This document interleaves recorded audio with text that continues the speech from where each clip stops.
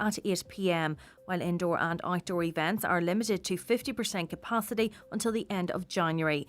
Taoiseach Gillian Radcliffe says more restrictions aren't being considered for now. We find ourselves in a position we didn't expect to be in and had hoped not to be in, so nothing can be ruled out. But I did see some newspaper reports over the weekend, of some sort of secret plan to tighten restrictions or impose a lockdown after Christmas or in the new year. That's not in the plans. But of course nothing can be ruled out because this is such an unpredictable and remains an unprecedented situation. Meanwhile, a Sinn Féin TD is calling for every mitigation step to be put in place over the Christmas break to ensure schools return safely. Donncha O'Leary says they must stay open and function well, and vaccination, he says, is a big part of that. Vulnerable children aged 5 to 11 years old are due to receive their COVID-19 vaccine shortly. Deputy O'Leary is calling for a number of measures to be brought in for schools. We need to take the Christmas break. We need to take the opportunity to put in place everything that is needed to ensure that schools return in full and safely and functioning well. And that includes the return of contact tracing, and it includes ensuring that there are HEPA air filtration systems in every classroom that needs them. If education is as important as I believe it is, we cannot spare any expense. We need to throw the kitchen sink at this. There are calls for a review of recycling facilities across Donegal. Councillor Micheál Colm-Magilla-Osbig is calling for an expansion of recycling centres, particularly in West Donegal. Currently, there is just one recycling facility in the Glenties Municipal District based in Dunloe, which operates only on select days. Councillor Magilla-Osbig believes much more needs to be done overall to tackle waste. If you look at what one of the biggest wastes that we have within any household, and it's plastic, we need to look at alternative ways to reduce the need of plastic. And I think what's happening is that the burden is left on the householder, that instead of being looking at the companies that produces the plastic waste, I think the likes of maybe milk companies and others need to start looking more progressively in terms of how they deliver, say, milk or any other product. And for weather now, another dry and mostly cloudy day. Mist and fog, dense in places, will gradually clear and a few bright sunny spells that will develop with highest temperatures of 5 to 7 degrees.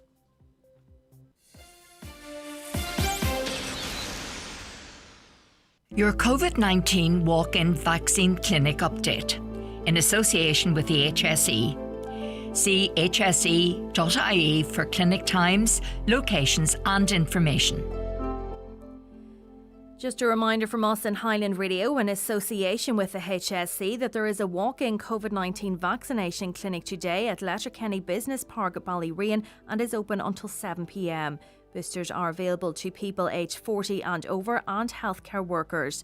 There is currently no waiting time at the vaccination clinic in Letterkenny. If you're due your COVID-19 vaccine booster, now is a good time to go. Please visit hsc.ie or follow HSC Live on Twitter for more information. For us, a mile, just 2,000 steps, is a walk, a hike, a stroll. But for many in the developing world, it takes thousands of steps to simply get water, get to school, or even reach a hospital. At AIB, we pledge to do more. As proud partner of the Go Mile, let's step up together this Christmas to help those in need. Register for your local event at gomile.org. AIB, we pledge to do more. Allied Irish Banks plc is regulated by the Central Bank of Ireland.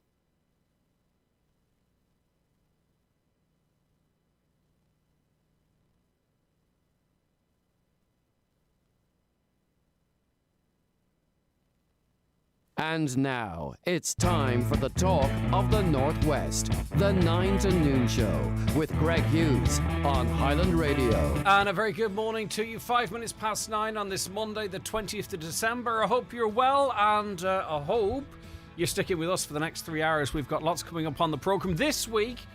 We've got, we're going to be playing more music for you. We've got giveaways. We've got musical guests. The start of the show, of course, will keep you up to date with everything that's happening in the world. But after that, we're going to ease our way into the Christmas spirit. And with that in mind, we've got 3 great prizes up for grabs today. We've got a hamper from Kelly's Central Mountain Top. We've got a €50 voucher for Watson's Menswear Letterkenny and a €100 voucher for On Green on Theatre Letterkenny. So let's just throw the lines open straight away, why don't we?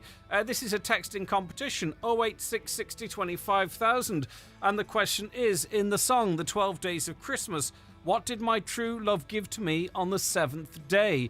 So what did my true love give to me on my 7th day? If you want to be in with a chance to win our first hour prize, 086 60 25,000 in the song The 12 Days of Christmas. What did my true love give to me on the 7th day? Right, those lines are open for you right now. They're also open for your calls and comments, of course. 07491 25,000 if you want to leave a comment with Caroline. And we'll also be doing one of these giveaways on our social media platforms. So for those of you watching us on Facebook or on YouTube or indeed on Twitter, you'll be able to enter the competition exclusively there after 11 o'clock. But you can jump on over there as well right now and watch the programme as we broadcast it live every day for you. So one final reminder, in the song The 12 Days of Christmas, what did my true love give to me on the 7th day? Text or WhatsApp your answer to 086 60 25,000 and you could win a hamper from Kelly's Centra Mountain Top. As I say later on, we've got some lovely music, and if you want to dedicate a Christmas song to someone special to you, feel free to contact us and we'll get that out for you. The same numbers apply. Let's quickly go through the newspapers though. Starting with the locals, the Derry People Donegal News. Publicans and restaurateurs are devastated at having to close at 8 p.m. from this evening until the end of January, claiming that it will devastate what is normally the best 2 weeks of the year. Booked Christmas party evenings are being cancelled, with concerns expressed for the viability of jobs for staff with fewer hours to work. From 8 p.m. tonight, all restaurants and bars, excluding takeaways and delivery services, must close. Any indoor events taking place earlier must be capped at 50% of the venue's capacity. And we'll be speaking to some people, of course, in the next wee while to get their reaction to that news, which is absolutely devastating. Those people are having the rug pulled right from underneath them. The Derry News, Derry businesses could be facing a skills and talent drain if the Dublin government does not amend or do away with cross-border tax legislation. That's the opinion of the new president of the Derry Chamber of Commerce, Aidan O'Kane, in an exclusive interview with the Derry News. Mr. O'Kane, who's a director of Derry-based IT firm Allstate, said firms such as his and others in the city could well have their potential talent pool reduced come the new year. Since the mid-90s, the Republic has had cross-border tax legislation that states that while a resident of the Republic can work for a firm in the north, all work for that company must be done within the 6 counties. Any work-related phone calls or emails read or sent that are done within the Republic would see that person liable to pay tax to the Irish Revenue. And you can read more on that story there. The Irish Independent this morning fears that close contact surge could cripple frontline services. The government ministers are worried that close contact rules will threaten the viability of business and frontline services as Omicron rapidly spreads. Ministers raised concerns with NPHET over the rules which require all close contacts of confirmed cases to restrict movements for 5 days, even if they've received a booster vaccine, or 10 days if they've not. I've still not been able to find out if there's any difference in the rules between those who are double vaccinated and those who are not vaccinated at all. I mean, are we moving to the point now, and it's inevitable that we will, that only those that are boosted really are classed as being vaccinated? There is significant concern about how the rules, though, will affect factories, warehouses and emergency services. One senior minister said some sectors will need a derogation from the strict rules. Now, we haven't seen a massive surge in cases as of yet. Hopefully we see something similar that happened in South Africa. They're already past their Omicron peak, and it didn't really have a huge impact on their hospitals, though there's many variables, some in our favour, some in theirs. Mostly unvaccinated. The virus has passed through that area a number of times. Maybe that's what's helped them. They're a younger population, but they've got a much lower life expectancy. I don't know. We'll have to wait and see. It's warmer. The Irish Times, Britain's Foreign Secretary Liz Truss will become lead negotiator in talks on the Northern Ireland Protocol following David Frost's resignation as Brexit Minister. He's really hard line. Liz Truss was pro-Remain, so it'll be interesting to see what she brings to the party. She does, of course, have leadership hopes within her party. So will she play to those within the party with the power who are very sort of, anti-EU, or she will play it down the middle? It remains to be seen. Downing Street said last night that Ms Truss, who has been Foreign Secretary for 3 months, would take over ministerial responsibility for Britain's relationship with the European Union with immediate effect. Lord Frost resigned on Saturday night, citing concerns about Boris Johnson's government's current direction of travel, including coronavirus restrictions. He's out. Right, the Mail this morning tells us that Irish people have some of the worst diets in Europe, new research has found. A new report reveals that Irish adults are among the highest consumers of processed food. And we've got so much amazing natural resources as it relates to food, but we still eat a lot of processed stuff. But for the latest study, researchers from the Institute of Tropical Medicine in Antwerp analysed data on eating habits of millions of people around Europe collected by the European Food Safety Authority. Figures recorded show how much of consumers' daily energy intake was provided by ultra-processed foods. So we are eating a lot of it, really, is their findings. 31.8, I don't know what that gauge is. 35. Countries with the highest level of UPFD in their diet for men were behind Sweden, United Kingdom, Germany, Netherlands and Belgium, but were there. And also for women behind Sweden, United Kingdom, Germany and the Netherlands. But anyway, I don't know. They change their opinions on that stuff so often it's hard to take any notice of it. Right, the Star today. Controversial views from the Ryanair boss, Michael O'Leary. He's always controversial, but this is really going to anger some. Ryanair boss Michael O'Leary has called on the government to ban unvaccinated or non-vaccinated people from hospitals as the Omicron variant of COVID-19 takes hold. The boss of Europe's biggest airline said he would have no problem with preventing no-jab people from flying on Ryanair planes. Now remember, this is the fellow that for a long time people said, you need to get a Michael O'Leary in to run this country. He knows what's the what. He would fairly turn this place around. Do you remember that? Well, he would ban people without a vaccination, a COVID vaccination, from hospital. He had no problem doing it from planes, he said. He added that ministers should equally adopt this hardline tactic and shut out the, and this is in inverted commas, lunatic fringes from getting into hospitals unless they've been jabbed. Mr. O'Leary said, "I've no difficulty in saying to people, you can't fly, you have to be vaccinated. We fully respect your right not to be vaccinated if you're one of the lunatic fringes," that's his words again, "who believe this is some big government, big pharma conspiracy. But if you're not vaccinated, you can't go to the supermarkets or the pharmacy. You shouldn't be allowed into hospital," is what he said. The Daily Mirror now, they have an interview with Andrew McGinley, who, of course, we've had on this programme a number of times. He told them that he's found a degree of comfort after making a spiritual connection with his late children.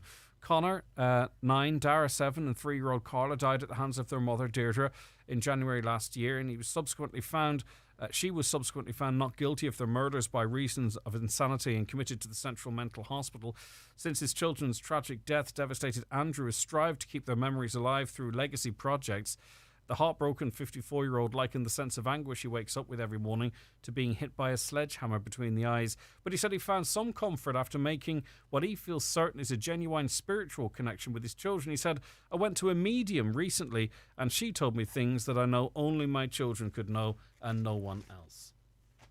And finally, if you're looking for a white Christmas, you may well be disappointed, because anyone dreaming of a white Christmas could be left disappointed, as forecasters show cooler weather may not hit until after the holidays. Current predictions show that Christmas Eve will be mostly cloudy over the southern half of the country.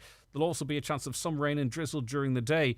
Early indications for Christmas Day suggest it will be cold with a fair amount of dry weather, but with some patches of drizzle across the island. And what we're looking at potentially in the northwest is some sleet, maybe some snow on hills for Christmas Day, but no white Christmas. Right, a quick mention of our competition.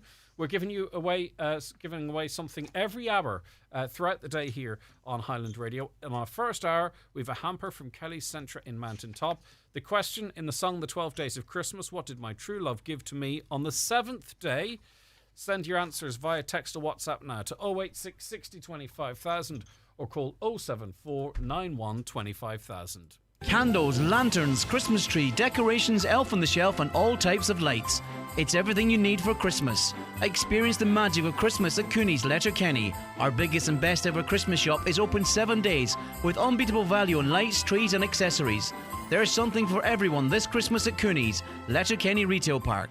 Hello, I'm David Foley, medical herbalist. Are you suffering with stress, anxiety, insomnia? Then ask for Irish Botanica Peace and Calm, a traditional herbal remedy.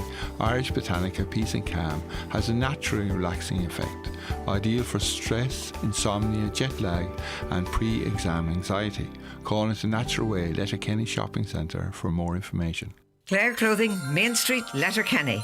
We have an amazing 20% off selected coats, stylish jumpers, dressy tops and trousers.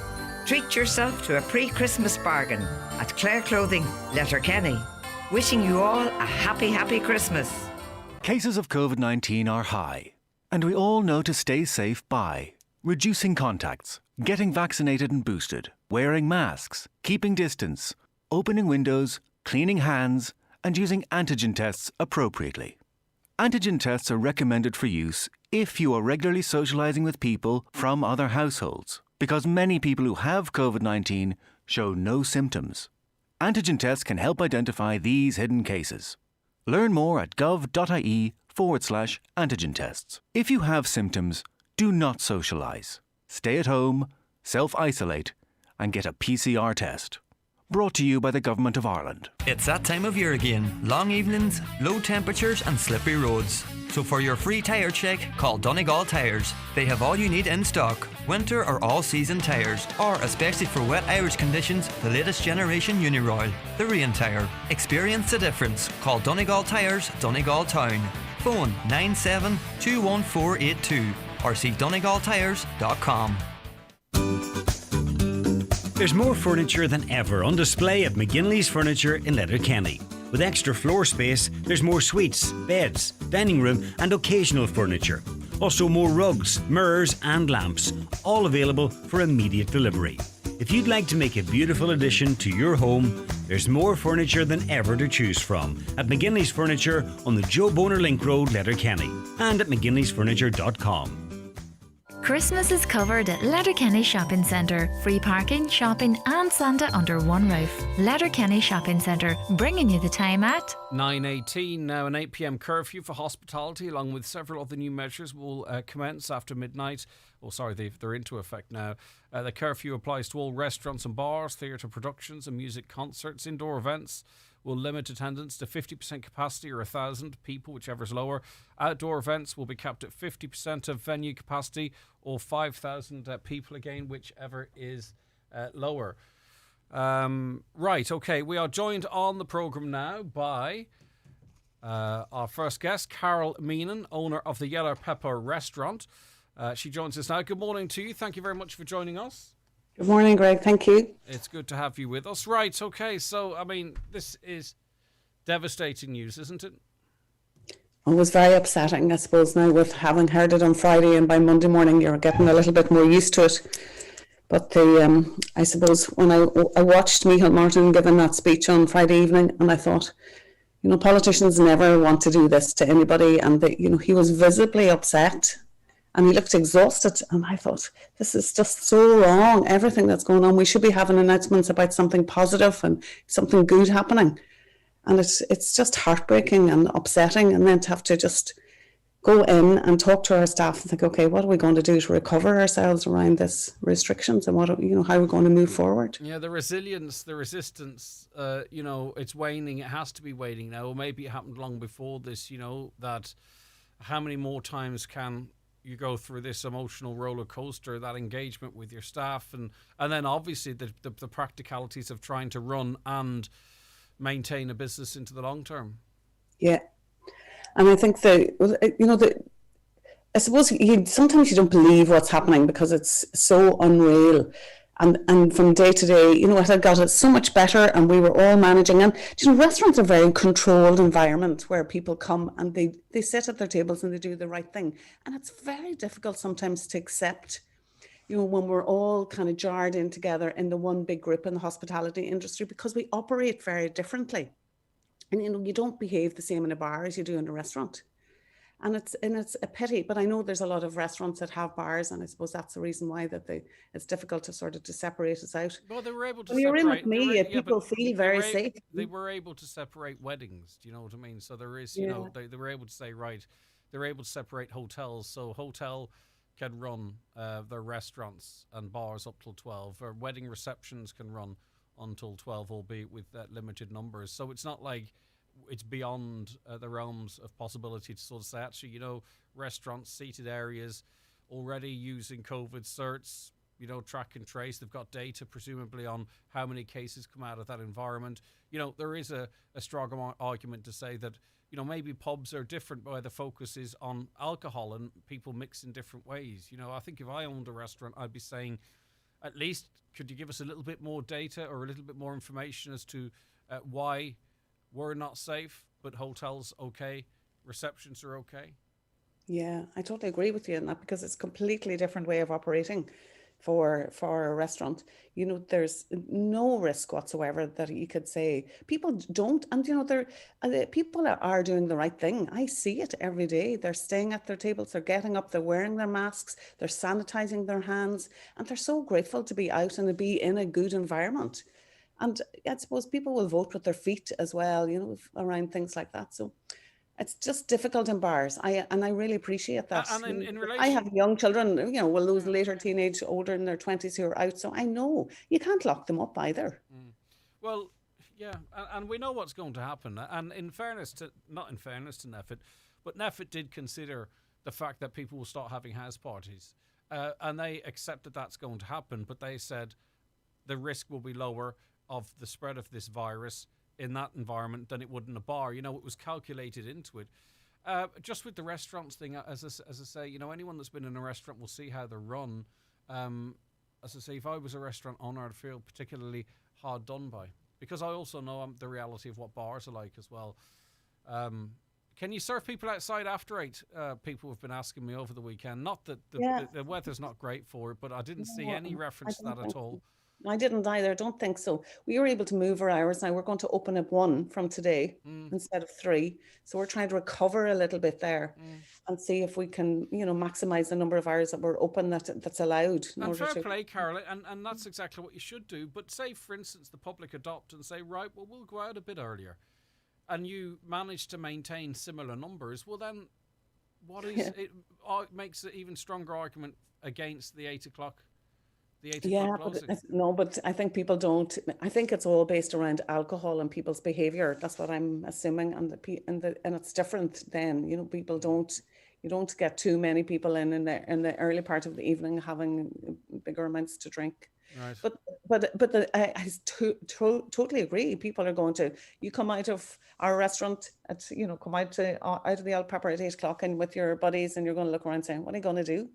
You're going to somebody's house. That's what's going to happen. Micheál Martin was asked at the weekend, because it kind of confuses me a little bit, because I heard Tony Holohan earlier on today saying that, you know, everyone has to take responsibility. Even if you can do something, don't do it, or think on about it and whatever. And also at the weekend, Micheál Martin was asked, you know, will he have 3 families over to his house? You know, 4 families mixing over Christmas. He says, yep, no problem. No problem. Do you know what I mean? So I don't know.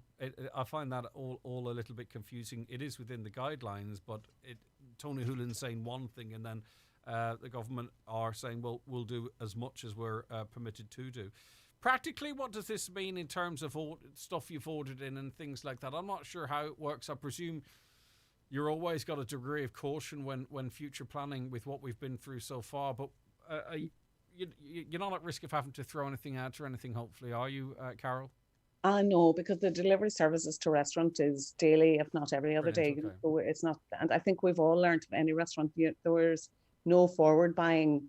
We used to do a lot of that for dry aging our own beef way in advance. Now we've just cut that back a little bit because of the last time being closed for such a long time after Christmas last year. Yeah.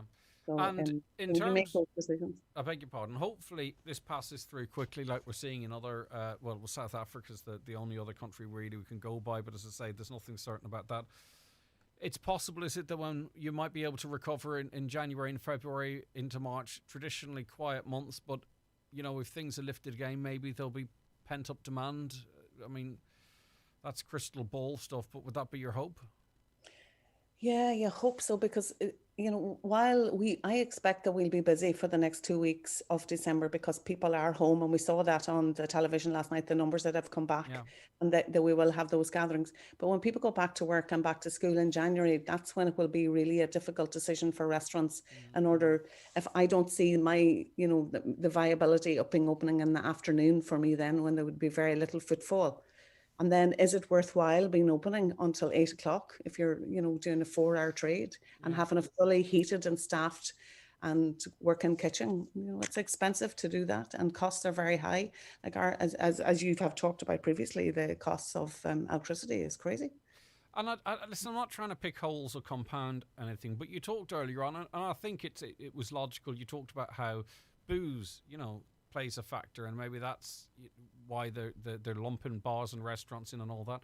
But there's no booze in a cinema, and there's most theatres, there's no alcohol, and yet attending those events after 8 was also banned. Yeah, that's true.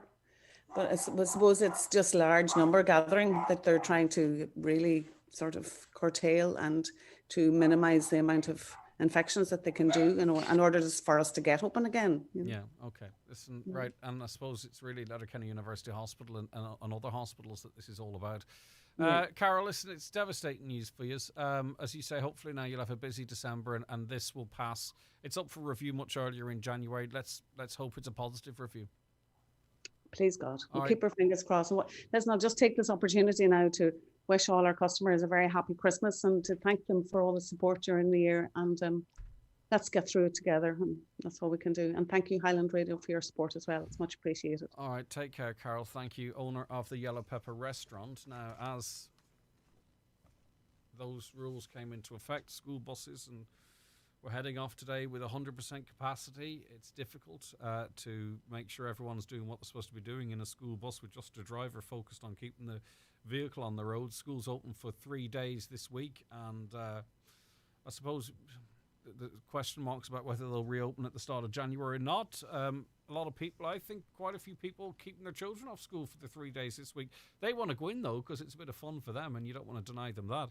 Did you make that decision yourself? 086 60 25,000, if so, why? 086 60 25,000, or call 07491 25,000. After 10 o'clock, and it's going to be the same all day this week, we're going to have a great mixture of entertainment and live music and chat and conversation and giveaways as part of this Christmas week as we head to the big day at the weekend. We're going to make the best of it, aren't we? That's all we can do. So stay tuned for that. Right, it's time for us to take, though, a short break. Homeland Fuel offers, keeping you warm for less. 20 kg Eco Bright, buy 5 bags for €50. Softwood logs, 3 bags for €10. 1 kg fire logs, 4 for €5. Shop in store or online at homeland.ie. At Christmas, it always feels so much better to give than to get. The best gift you can give this year is a vaccine to the most vulnerable people on our planet. UNICEF needs your support to deliver 3 billion vaccines. Go to unicef.ie to give a vaccine now, because it's not over for anyone until it's over for everyone. Let's give COVID the jab this Christmas. Visit unicef.ie. Shop LK at Brian McCormick Sports and Leisure, Main Street, Letterkenny. Christmas gift ideas for all sporting families. Click on bmcsports.ie. Running shoes from your favourite brands. Brooks, Asics and On Running. Give the gift of sport with a Brian McCormick Sports Gift Voucher. In-store or online. Click and collect on bmcsports.ie. Looking for an easier way to get your prescriptions filled? Look no further. With our new Brennan's Pharmacy app, you have a simpler, faster way to manage your prescription orders. Just download the free Brennan's Pharmacy app from Google Play or App Store, fill in a few simple details about yourself and your medicines, and you're all set. From prescription ordering, daily medicine reminders, to messaging our pharmacy team directly, it's all at your fingertips with our new Brennan's app. Like to know more? Why not call your local Brennan's Pharmacy today for more information? We're here for you. Nevin Maguire here, and I love this time of year. It's a great time to try out new recipes for the big day. It'll come as no surprise that I think cookware makes a great Christmas gift. And my Cook with Nevin Maguire range at Dunnes Stores has plenty to choose from. You'll find lots of great gift ideas, from colourful cast iron pots to the versatile skillet pan, as well as great kitchen gadgets. Shop the Cook with Nevin Maguire range at Dunnes Stores today, in-store or online. The Christmas season is a time when the whole world feels joy, happiness and an overwhelming sense of love. Getting engaged at this time of year will make all the Christmases to come that little bit extra special when you remember the joy, happiness and the excitement of the year you got engaged. Check out McCullough's large selection of exclusive diamond engagement rings at the Letterkenny Shopping Centre and Main Street, Letterkenny, or online at ormccullough.com. Okay, Rose Kelly is of the Rights of Nature, Donegal, and joins us on the programme now. Hi, Rose. Hi, Greg. How you doing? I'm good. Nice to speak to you. Now, a motion was passed at Donegal County Council which aims to strengthen protections for people, the place and the planet. The Rights of Nature, a motion put forward by Councillor Albert Doherty, calls on the council to add protections for the local environment in County Donegal. And I think this is the first time, this is a first in Ireland. So what is the significance of this, Rose, and what could be achieved? What do we need to achieve? Yeah, well, it's brilliant news, Greg. And just to clarify, it's the first in the Republic of Ireland that a few councils in the north have already passed the motion as well. So it's a movement that's really just taken off all over the island and all over the world. And it's just amazing news. It's the beginning of a process, but a really good beginning.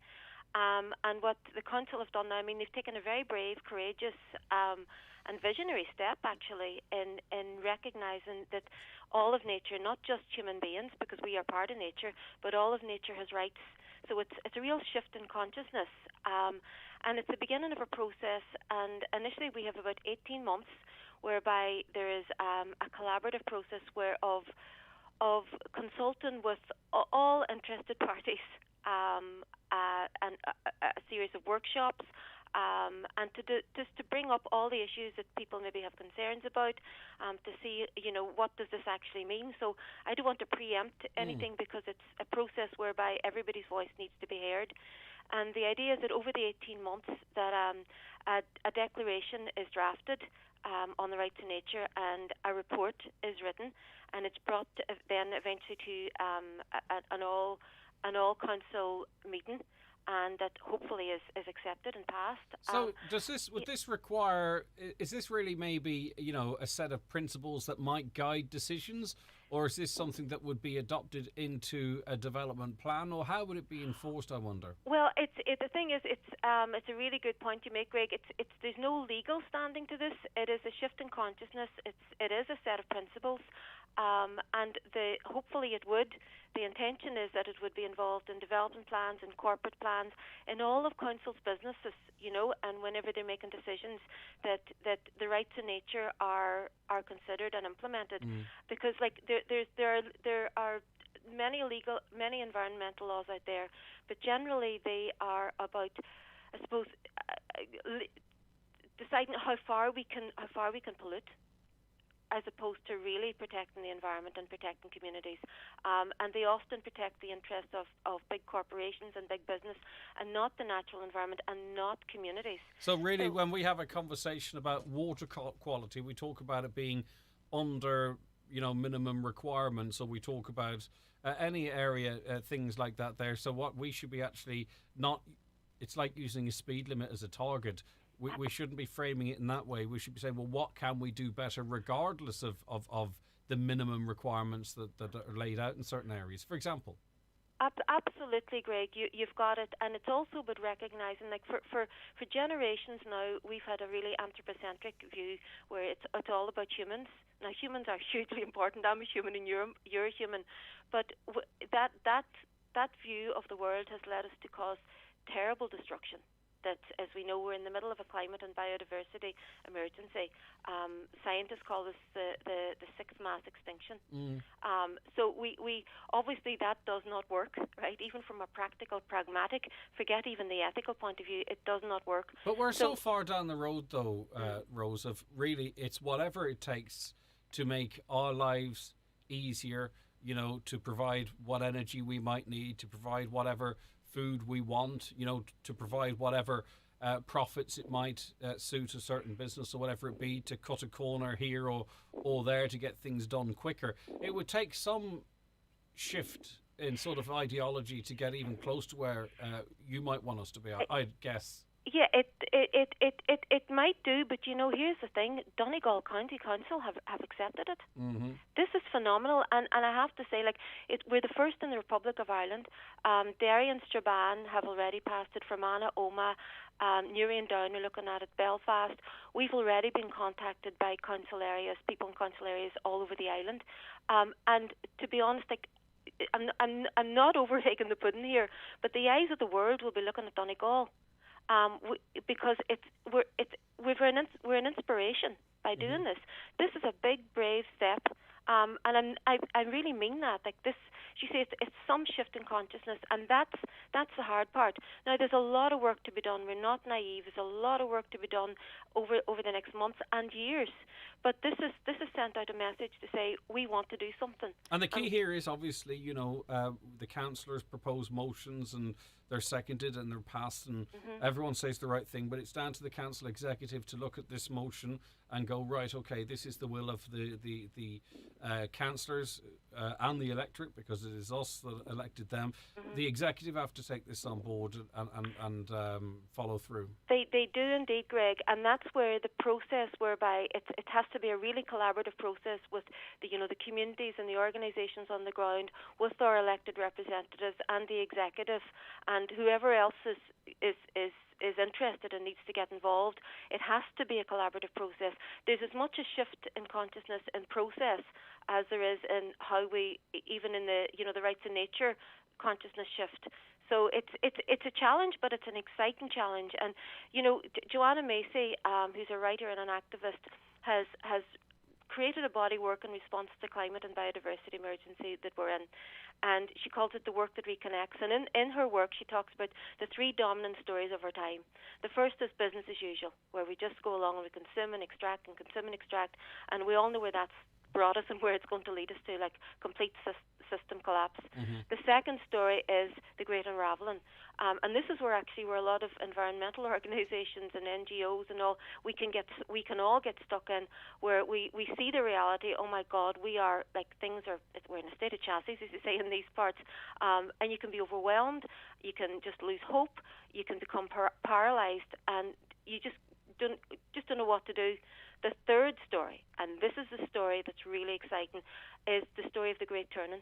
And you say, yeah, we are in a state of emergency. The way we've been acting for generations now, for generations upon generations, has led us to this crisis. And but now's an opportunity to do things differently. And Donegal County Council, by passing this motion, have actually taken a step into the Great Turning.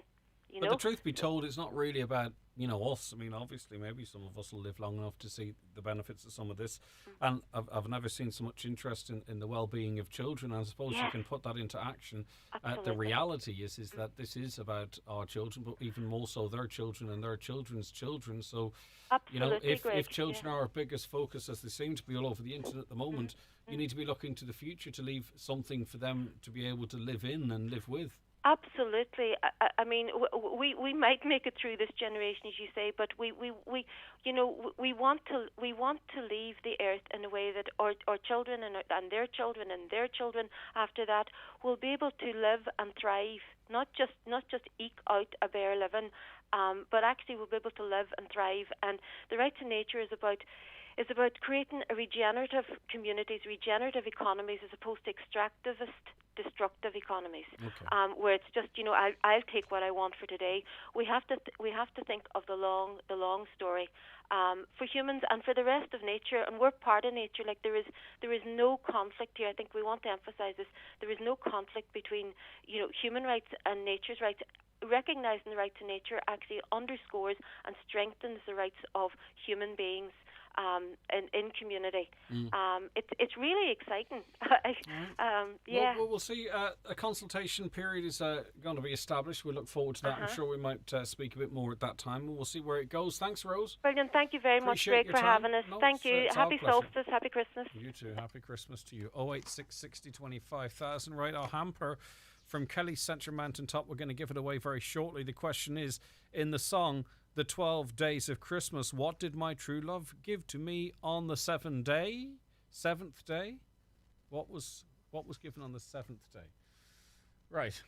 Here is Cliff Richard and his song Mistletoe and Wine. Loads to come on in the next 2 hours as well. Before we get this one out of the way, we've got live music for you and more giveaways and more chat. So stay with us. Here is to say Cliff Richard.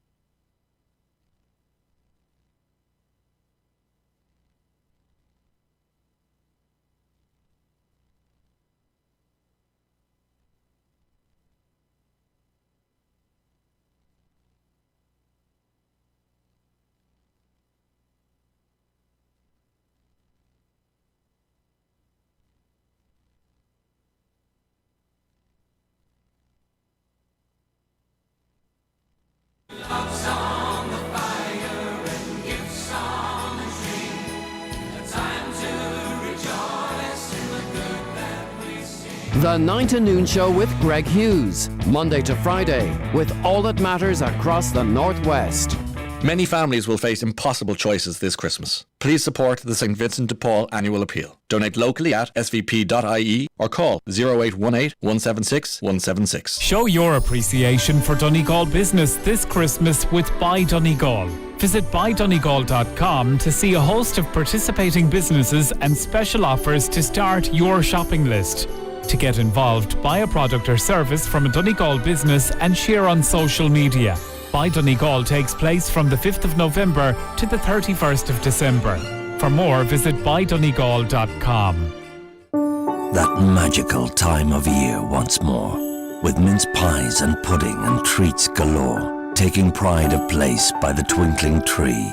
All you need to know about the season's TV. A world of entertainment wrapped up inside. Christmas begins with the RTE Guide. Your mental health is important, and now it's easier than ever to find the supports and services closest to you. You can free phone the Your Mental Health information line at 1800 111 888 anytime. Our team will tell you which supports and services are near you, where they are located, and how you can access them. You can also visit yourmentalhealth.ie for more information on mental health, for you or for people you know. yourmentalhealth.ie, from the HSE. Hi folks, it's Daniel Magella here. We have been driving the Hyundai Tucson for the past 5 years. Yes, and we really love it. And we're so looking forward to stepping into the all-new Tucson in the new year. If you're thinking about a new car for the new year, then you just have to test drive the all-new Hyundai Tucson at Divers Hyundai. It looks just amazing. The Hyundai Tucson, Ireland's best-selling car over the past 5 years. Your local dealer is Divers Hyundai, Canal Road, Letterkenny. Call 9122 600. And now the Highland Forecast, brought to you by Shop LK. Widespread Christmas shopping this December in Letterkenny. See shoplk.ie or like us on Facebook. Okay, another dry, mostly cloudy day for today. Mist and fog. Dense in places will gradually clear and a few bright spells may develop during the day. Highest temperatures of 5 to 7 degrees with light to moderate east to southeast breezes. Now, we learned over the weekend of the sad passing of Leon Brennan, one of the renowned family of musicians from Gweedore in Donegal that gave us Clannad and also the enduring star that is Enya. 35 years Leon was part of the Clannad family, worked both on the road as tour and production manager and handling their merchandise operation as well. Mairead Niwini joins us on the programme now. Thank you very much for joining us. It's sad that we're talking in this context, Mairead. Yes, it's very sad day for us here in the Northwest. Leon was a school friend of mine. We went to school together and lost touch with him there the last few years because he was living in Dublin. But, you know, whenever he'd be at home, he was a real proud Gweedore man, especially when it came to, you know, the football and all of that. And anything to do with Donegal, he was always, I noticed on social media, always, you know, just supporting all the Donegal, anything good about Donegal, you know. Such a lovely, lovely man and such a loss for us. Tell us a bit about him in the early years and what type of person he was and musician. Well, he wouldn't be a renowned musician, but he was. All of the Brennans are musical, even the ones we don't know about because there's so many of them. But they're all, what I notice now when I'm teaching here in the Northwest, a lot of the younger generation as well are very musical. So, you know, they didn't pick that off the ground, you know. But he was such good fun to be with as a friend and at school. Always, you know, just an ordinary boy playing football, enjoying the fun with the lads at school, and just whenever we'd go off on tours or anything, always fun. And he was just a lovely, lovely man. Yeah, and in terms of, you know, a musical group, a band like Clannad, you know, yes, it takes so much to get it successful, to maintain it successful in terms of organisation and all that type of stuff. It's not necessarily just the most, you know, recognisable or obvious people. And Leon played a big role in that regard. A huge role. From the beginning, he was always there, you know, to help with the merch. And also, he was the tour manager for years and years. And he knew how to go about that very well and was very professional. And I noticed even when I was working with Maya, he'd always be there helping Maya as well. You know, when we were working with Tea with the Maggies, he was always there and always had a good input in what he liked musically and all of that. So always very interested in the music scene.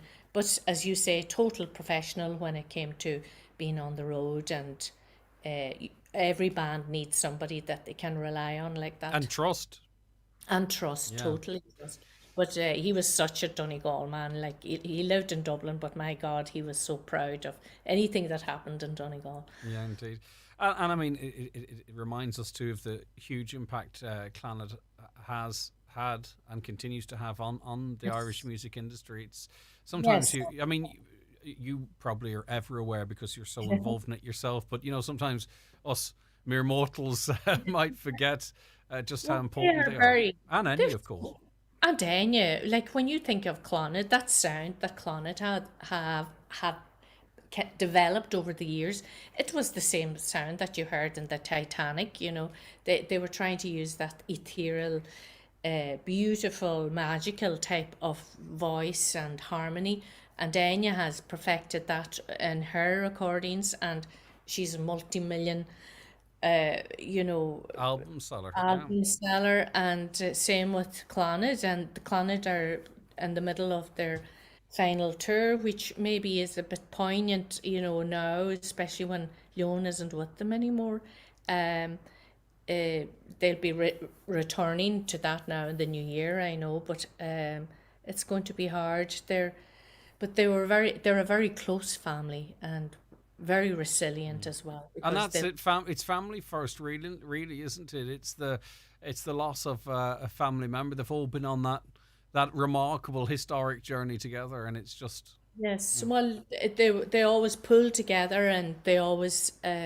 What I noticed when Clonard and Enya, whenever they were so successful in all their ventures, and that the family was always there to support them, and I think the community now will do the same thing for the family, and we'll all pull around and hopefully help them out in these next few months and years. And it's always more difficult coming up to Christmas, of course. Yes, my heart goes out to Baba, the mother, and she's lost her husband and her brother in recent years, and her sister. But my heart goes out to Baba. It's very hard to lose a child, and all the family, all the Brennans and the Dugans. All right, and we'll join with you in that. Thanks, Mairead, for joining us today.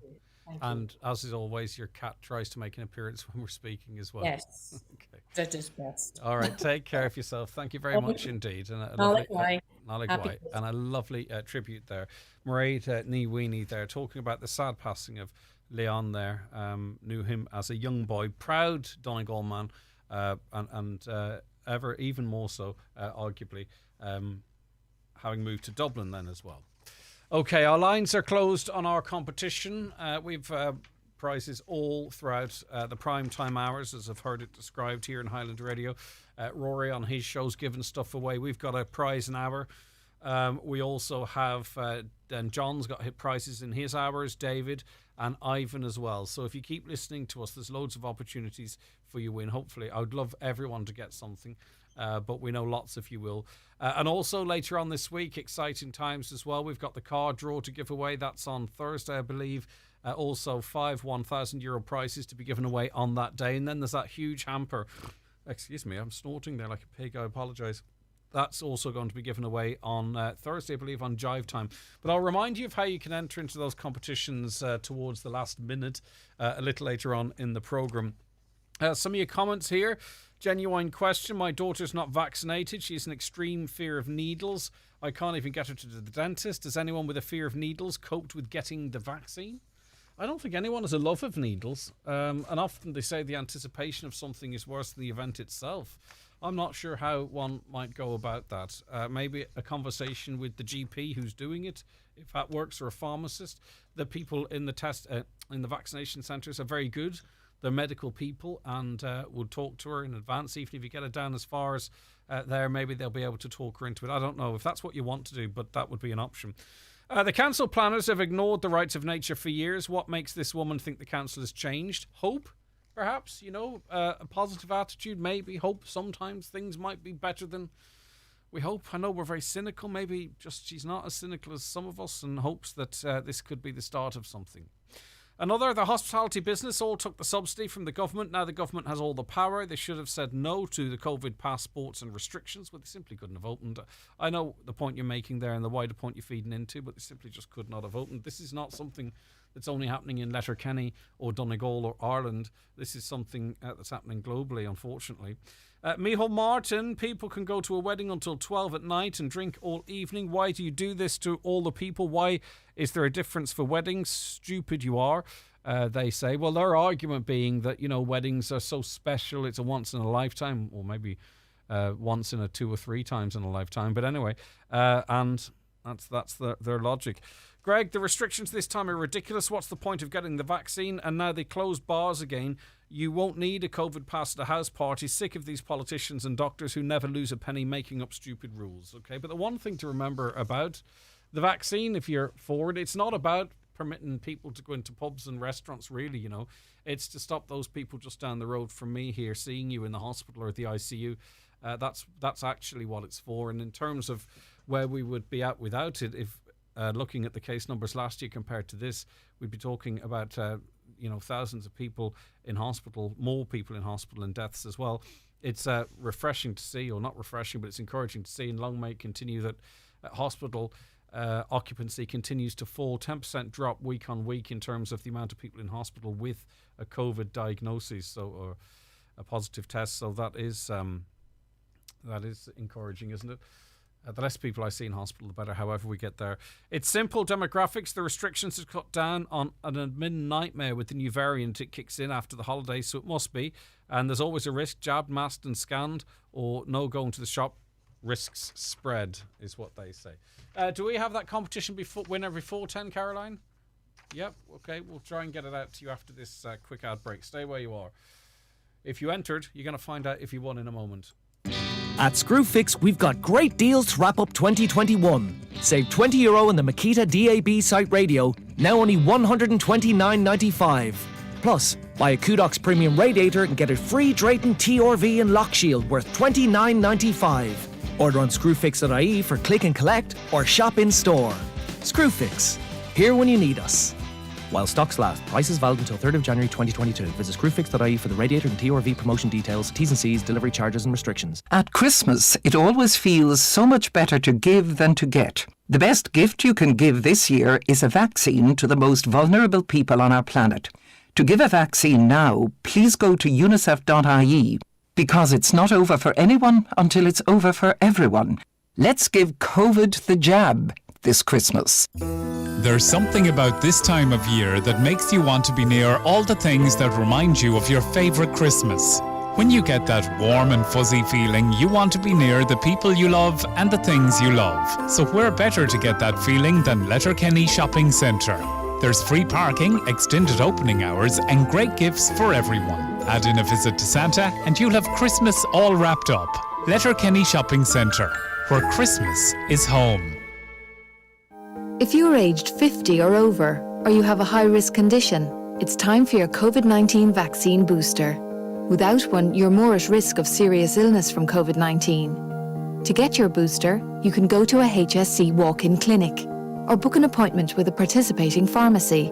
Some GPs are also giving vaccines to their patients. For clinic times and locations near you, or to read more about your vaccine, go to hsc.ie. From the HSC. Are you in the biggest competition this Christmas? No? Then hurry, as there are only 2 days to go. Log on to highlandradio.com and click on Win This Car. For as little as €10, you could be in with a chance of winning a brand new Kia Exceed worth over €28,000. And that's not all. We also have 5 €1,000 cash prizes, all to be given away live on air during our primetime shows on the 23rd of December, only on Highland Radio. If you're not in, you can't win. However, if you are, it may be you that we call. Good luck and Merry Christmas from all at Highland Radio. Okay, so the answer to our competition was, on the 7th day of Christmas, my true love gave to me 7 swans a-swimming. Anne McGlynn from Milford, you've won a hamper from Kelly's Central Mountaintop. We'll be in contact with you, Anne, to let you know what the story is there. It's a nice one, and you have it. It's yours. Another competition coming up for you after the news at 10. Just to let you know, a wallet was found at Letterkenny this morning. To reclaim it, we have a number here for you. There's no point me reading it out because I'm not sure you'd have time to write it down. But if you lost a wallet in Letterkenny this morning, we have a contact number for you. A person wants to reunite that with you. And also a sum of money was found on Buncrana Main Street at 1 p.m. on Sunday. And we have another number for you to ring if that's yours. Okay. We'll be back with more on the 9 till noon show after the news and obituary notices with Michaela. Stay right where you are. Live, on air, online and on the Highland Radio app. This is Highland Radio News.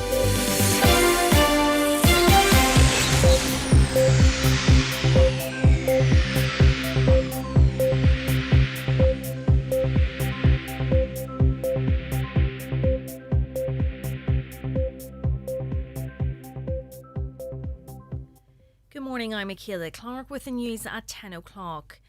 The Taoiseach says there are no plans to bring in a lockdown after Christmas to contain the spread of the Omicron variant.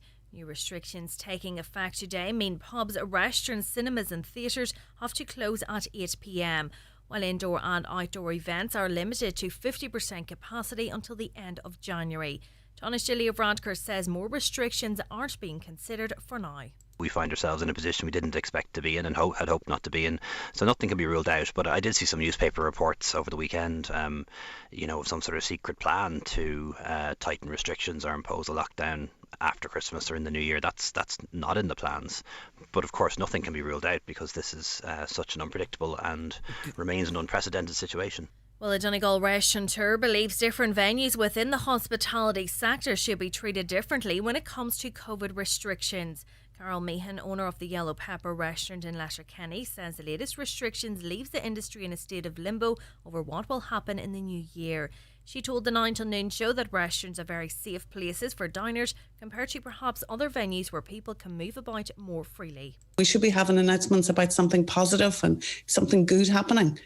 And it's just heartbreaking and upsetting, and then to have to just go in and talk to our staff and think, okay, what are we going to do to recover ourselves around this restrictions and how we're going to move forward? Restaurants are a very controlled environment where people come and they sit at their tables and they do the right thing. And it's very difficult sometimes to accept, when we're all kind of jarred in together in the one big group in the hospitality industry because we operate very differently. Meanwhile, the Chief Medical Officer is advising families to take antigen tests before meeting up over Christmas. 4 families are allowed to meet in someone's home over the festive period.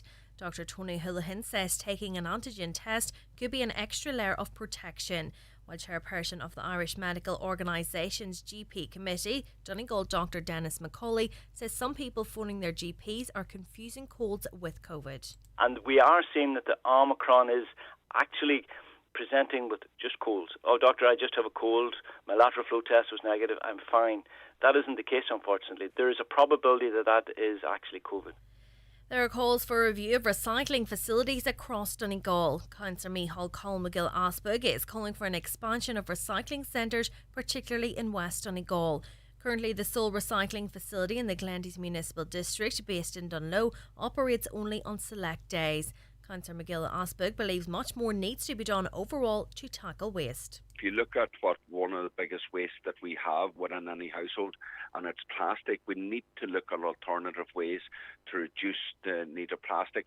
And I think what's happening is that the burden is left on the householder, that instead of being looking at the companies that produces the plastic waste, I think the likes of maybe milk companies and others need to start looking more progressively in terms of how they deliver, say, milk or any other product.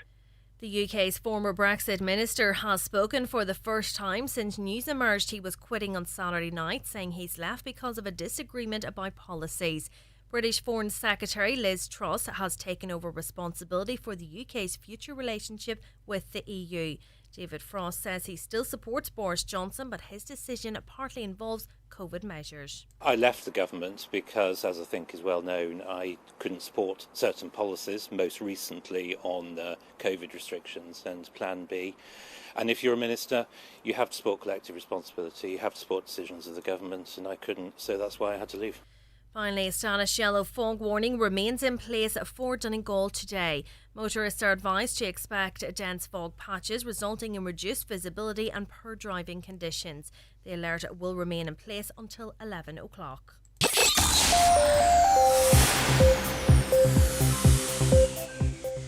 Weather now, another dry and mostly cloudy day. Mist and fog will gradually clear and a few bright spells will develop with highest temperatures of 5 to 7 degrees. That's all from Highland Radio News for now. We'll be back with an update again at 11 o'clock. Until then, good morning.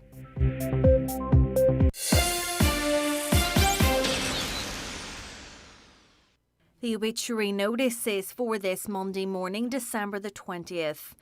The death has taken place in London of Lawrence Byrne, formerly of Corley, Crossroads, Killygordon.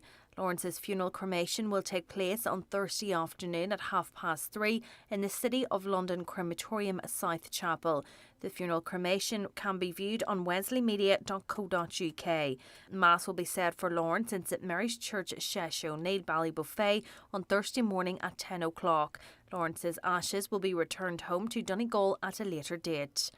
The death has taken place of Elaine Kelly, Drumcarbet, Malin. Her remains are reposing at her home. Funeral leaving there tomorrow morning at 10:30, going to Lag Presbyterian Church for funeral service at 11 o'clock. Cremation afterwards in Lakelands at Crematorium Cavan. The death has occurred of Hugh Kennedy, Letcher Illy, Glenties. His remains are reposing at his home. Removal from his home at 10:30 tomorrow morning, going to St Connell's Church, Glenties for Requiem Mass at 11 o'clock, with interment afterwards in the local cemetery. Family flowers only, please. Donations in lieu of desire to the Donegal Hospice, care of James McGuinness and Sons funeral directors or any family member. House is strictly private. The death has taken place of Mary Kennedy, née Donaghy, 21 Sleeve Snacked, Letterkenny. Mary's remains are reposing at the family home in Crook, Carmore, Glenealy. Funeral from there tomorrow morning at 10:15 for 11 o'clock Requiem Mass in the Church of the Sacred Heart, Carndonagh, followed by burial in the adjoining cemetery. Mary's funeral mass can be viewed live on carndonaghparish.com.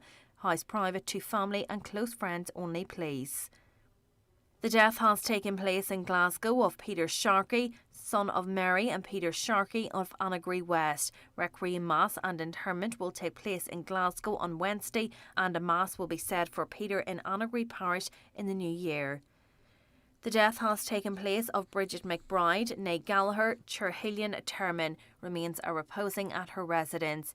Funeral to St Columbus Church, Termon for 12 noon Requiem Mass tomorrow, with burial afterwards in the adjoining cemetery. The Mass can be viewed on the St Columbus Church Facebook page. House strictly private to family and close friends. The death has taken place of Cicely Casey, née Moore, 183 Ballycolman Estate, Strabane, and formerly of Gortmelon, Donamana. Funeral leaving her home tomorrow morning at 9:15 for Requiem Mass in St Mary's Church, Melmount at 10 o'clock. Interment afterwards in the adjoining cemetery. Donations in lieu of flowers, please, to the Foyle Hospice, care of Quigley Funeral Directors. The house is private to family and friends only, please. The Requiem Mass can be viewed live via the parish webcam. The death has taken place of William Jim Monaghan, 25 Kerrs Terrace, Derry. Funeral leaving his home, 25 Kerrs Terrace, this morning at 10:20, going to St Eugene's Cathedral for Requiem Mass at 11 o'clock, interment afterwards in St Mary's Cemetery, Ardmore. And the death has taken place of Eddie Diver, Cashel, Glentower, Carndonagh. His remains are reposing at his late residence. Funeral leaving there this morning at 10:30 to the Church of the Sacred Heart, Carndonagh for Requiem Mass at 11 o'clock. Interment afterwards in the adjoining cemetery. For more details, including any family health guidelines for wakes and funerals, please go to highlandradio.com.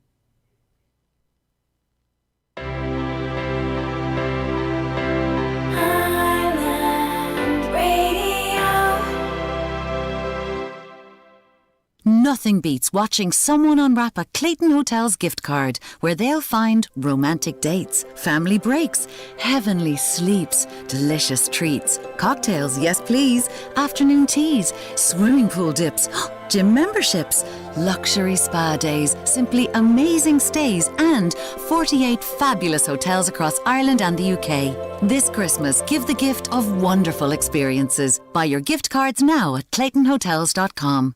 And you're very welcome back to the second hour of the 9 till noon show. I do hope you are well. And for the next couple of hours, it's mostly light-hearted stuff, some live music for you, some giveaways, some conversation. Dr. Joe Kelly is going to be joining us in this hour, talking to us about the history of Christmas. What is the history of Christmas? Any questions about some Christmas traditions? I don't know, maybe to do with Christmas trees or whatever it could be, holly, whatever, I don't know. Any questions for Dr. Joe as it relates to the history of Christmas. We'll be just having a general chit-chat. Ryan Sheridan is going to be live on the programme performing for us as well. If you're a Ryan Sheridan fan, you're going to enjoy that. And all of this you can watch on our Facebook page and our YouTube page as well. So hop over and join us there.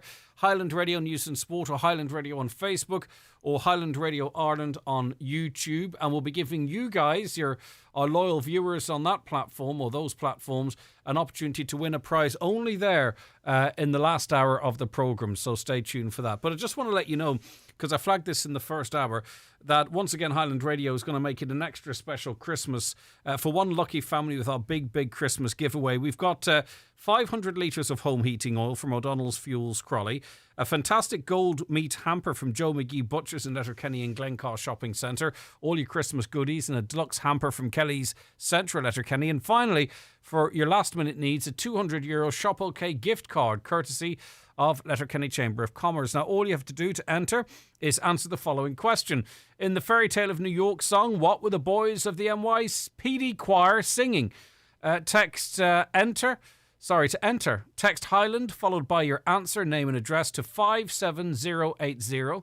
57080 from Northern Ireland, 87121. Your entry will cost €2 or £1.50. Operators network charges may apply. And just to let you know that Kelly Centra is offering bespoke deluxe Christmas hampers that cater for all budgets this Christmas, full of goodies. This huge hamper guarantees a yummy Christmas. All right, so that's that. Now, our second competition for you. It's a €50 voucher for Watson's Menwear Letterkenny. Now, it's a beautiful shop, Watson's. In fact, Letterkenny and most towns around the county do have some amazing clothes shops. Watson's is right up there with them. A €50 voucher for you to spend. And it's another 12 Days of Christmas question for you. And this is going to be a phone-in, so Caroline's going to be delighted about this. You phone in this, and the reason we're doing text, then phone, and then web, it's to give everyone an opportunity. Lots of people don't text or can't text or whatever it might be, so we want everyone to enter. We're not going to keep the lines open very long on this one. We'll keep them open for 10 minutes, I would say. So for your €50 voucher for Watson's Menswear Letterkenny, answer this question in the song The 12 Days of Christmas. What did my true love give to me on the 9th day? In the song The 12 Days of Christmas, what did my true love give to me on the 9th day? Now, call Caroline on 074 91 25,000 and you could be the winner of that €50 voucher for Watson's Menswear Letterkenny, and we're going to give that one away to you at around about 10:25. All right, good luck. If you are playing the bingo, here are the numbers. It's time for NCBI Bingo on Highland Radio. It's Monday the 20th of December. You're playing on the green sheet. The reference number is S11. It's game number 51. The numbers are 20, 77, 62, 46, 50, 49, 28, 60, 4, and finally 21. Phone your claim to 9104833 before 8 tonight, leaving your name, contact number and the name of the shop where you purchased your book, and we'll call you back the next working day. Get all your NCBI bingo information at highlandradio.com. Highland Radio has a Christmas cracker of a competition. How would you like to win 500 litres home heating oil from O'Donnell Fuels Crawley, a fantastic gold meat hamper from Joe McGee Butchers, a huge Christmas goodie hamper from Kelly Centra, and a €200 Shop LK gift card courtesy of Letterkenny Chamber of Commerce? To enter, answer the following question. In the Fairy Tale of New York song, what were the boys of the NYPD choir singing? Text Highland followed by your name and answer to 57080. From Northern Ireland, text 87121. Texts cost €2 or £1.50 plus the operator's network charge. The winner will be announced on the Jive Time show on Tuesday the 22nd of December. Highland Radio, helping make this Christmas extra special. Why not create personalised Christmas gifts at McGee's Chemist, Main Street, Letterkenny? Use a photo from your smartphone, USB stick or Facebook account, or upload online. Create stylish and contemporary art blocks, a fantastic alternative to framing, or a photo book. Choose your images, title and text and see them printed just like a real book. How about a customised dishwasher-proof mug or placemats and coasters? Make Christmas personal at McGee's Chemist, where the best costs less. Claire Clothing, Main Street, Letterkenny. We have an amazing 20% off selected coats, stylish jumpers, dressy tops and trousers. Treat yourself to a pre-Christmas bargain at Claire Clothing, Letterkenny. Wishing you all a happy Christmas. Click and Collect is now available at your nearest Tesco. Get your shopping freshly clicked and freshly picked, ready for you to park and pick up outside the store. Shop online and book your slot for free today at tesco.ie. Tesco. Every little helps. Are you thinking of changing your car? Then look no further than Inishowen Credit Union for your finance. It's simple. A car loan from Inishowen Credit Union means you borrow the money to pay for your car and the car is yours. No hidden fees or balloon payments. Apply online at www.inishowencu.ie or contact us on 074 9361017. Membership of Inishowen Credit Union is open to anyone who lives or works in the Inishowen Peninsula. Loans are subject to approval. Terms and conditions apply. Inishowen Credit Union is regulated by the Central Bank of Ireland. Christmas is covered at Letterkenny Shopping Centre. Free parking, shopping and Santa under one roof. Letterkenny Shopping Centre, bringing you the time at... The time is 10:16. Catching up on some of your comments here. I'm in my 30s and I suffer with the fear of needles, and numbing cream can be bought in most pharmacies. You don't feel it at all. The GPs can also give you something to calm you down so you're not anxious. That's in response to a father whose daughter wants to get the vaccine, was the impression I got, but has a genuine fear of needles. And it's not just, people go, ooh, I don't like needles. Like, it can be a proper fear that fills someone with anxiety. Greg, you don't get COVID up to 8 o'clock. It only comes out to get to you after 8. Good morning. My daughter was extremely nervous getting her vaccine. I explained that to the staff outside and they were absolutely brilliant. Security staff outside made sure she went straight through to the doctor. No queuing. Army men were fantastic too, talking to her and keeping her calm. Okay, so that adds to the point that I was making a little earlier. I just spent a week in hospital, says this listener. I was taken by ambulance and spent 24 hours in ED. When I eventually got a bed, the staff were fantastic. They all worked off their feet down there. Their kindness and compassion was second to none. I was never in hospital before, and I have to say they made my experience very assuring. From a grateful patient, and fair play to them. Putting in tough hours, tough job. What about the rural pubs which don't open till 7 p.m? How is closing at 8 fair on them? It's not. In no scenario is any of this fair on bars or restaurants. And anywhere really that doesn't serve food. I don't think there's many pubs, particularly rural pubs, that open before, more realistically, maybe 4 or 5. But is it worth them even opening? But this caller then goes to say this government makes rules suitable for city livers and never takes into account rural Ireland living. 8 p.m. closure. Greg, talking to a publican last night, he was saying that as long as the customers are gone by 10 p.m, the guards won't be hassling him over the festive period. Sounds like that's the way it's going to be in Donegal. But listen, at the end of the day too, I'm not condoning that behaviour. I'm not even saying it's going to happen, but I think maybe people just be even more cautious in those environments, knowing what's around. This caller believes the children should not be at school this week. It's only 3 days, but it's 3 of the most interesting days for them. There's lots of stuff going on in school that they want to be in for. Right, twins John and Hugh McFadden in Hornhead, Dunfanaghy. 30th birthday today. Happy birthday, John and Hugh, from Mum, Caroline, sister Sinead and brother Stuart, and from the kids, Sophie, Holly and Jimmy. Happy birthday to you. Right, okay. Senator Noel Blaney joins us on the programme now. Thanks for joining us. Good morning, Greg.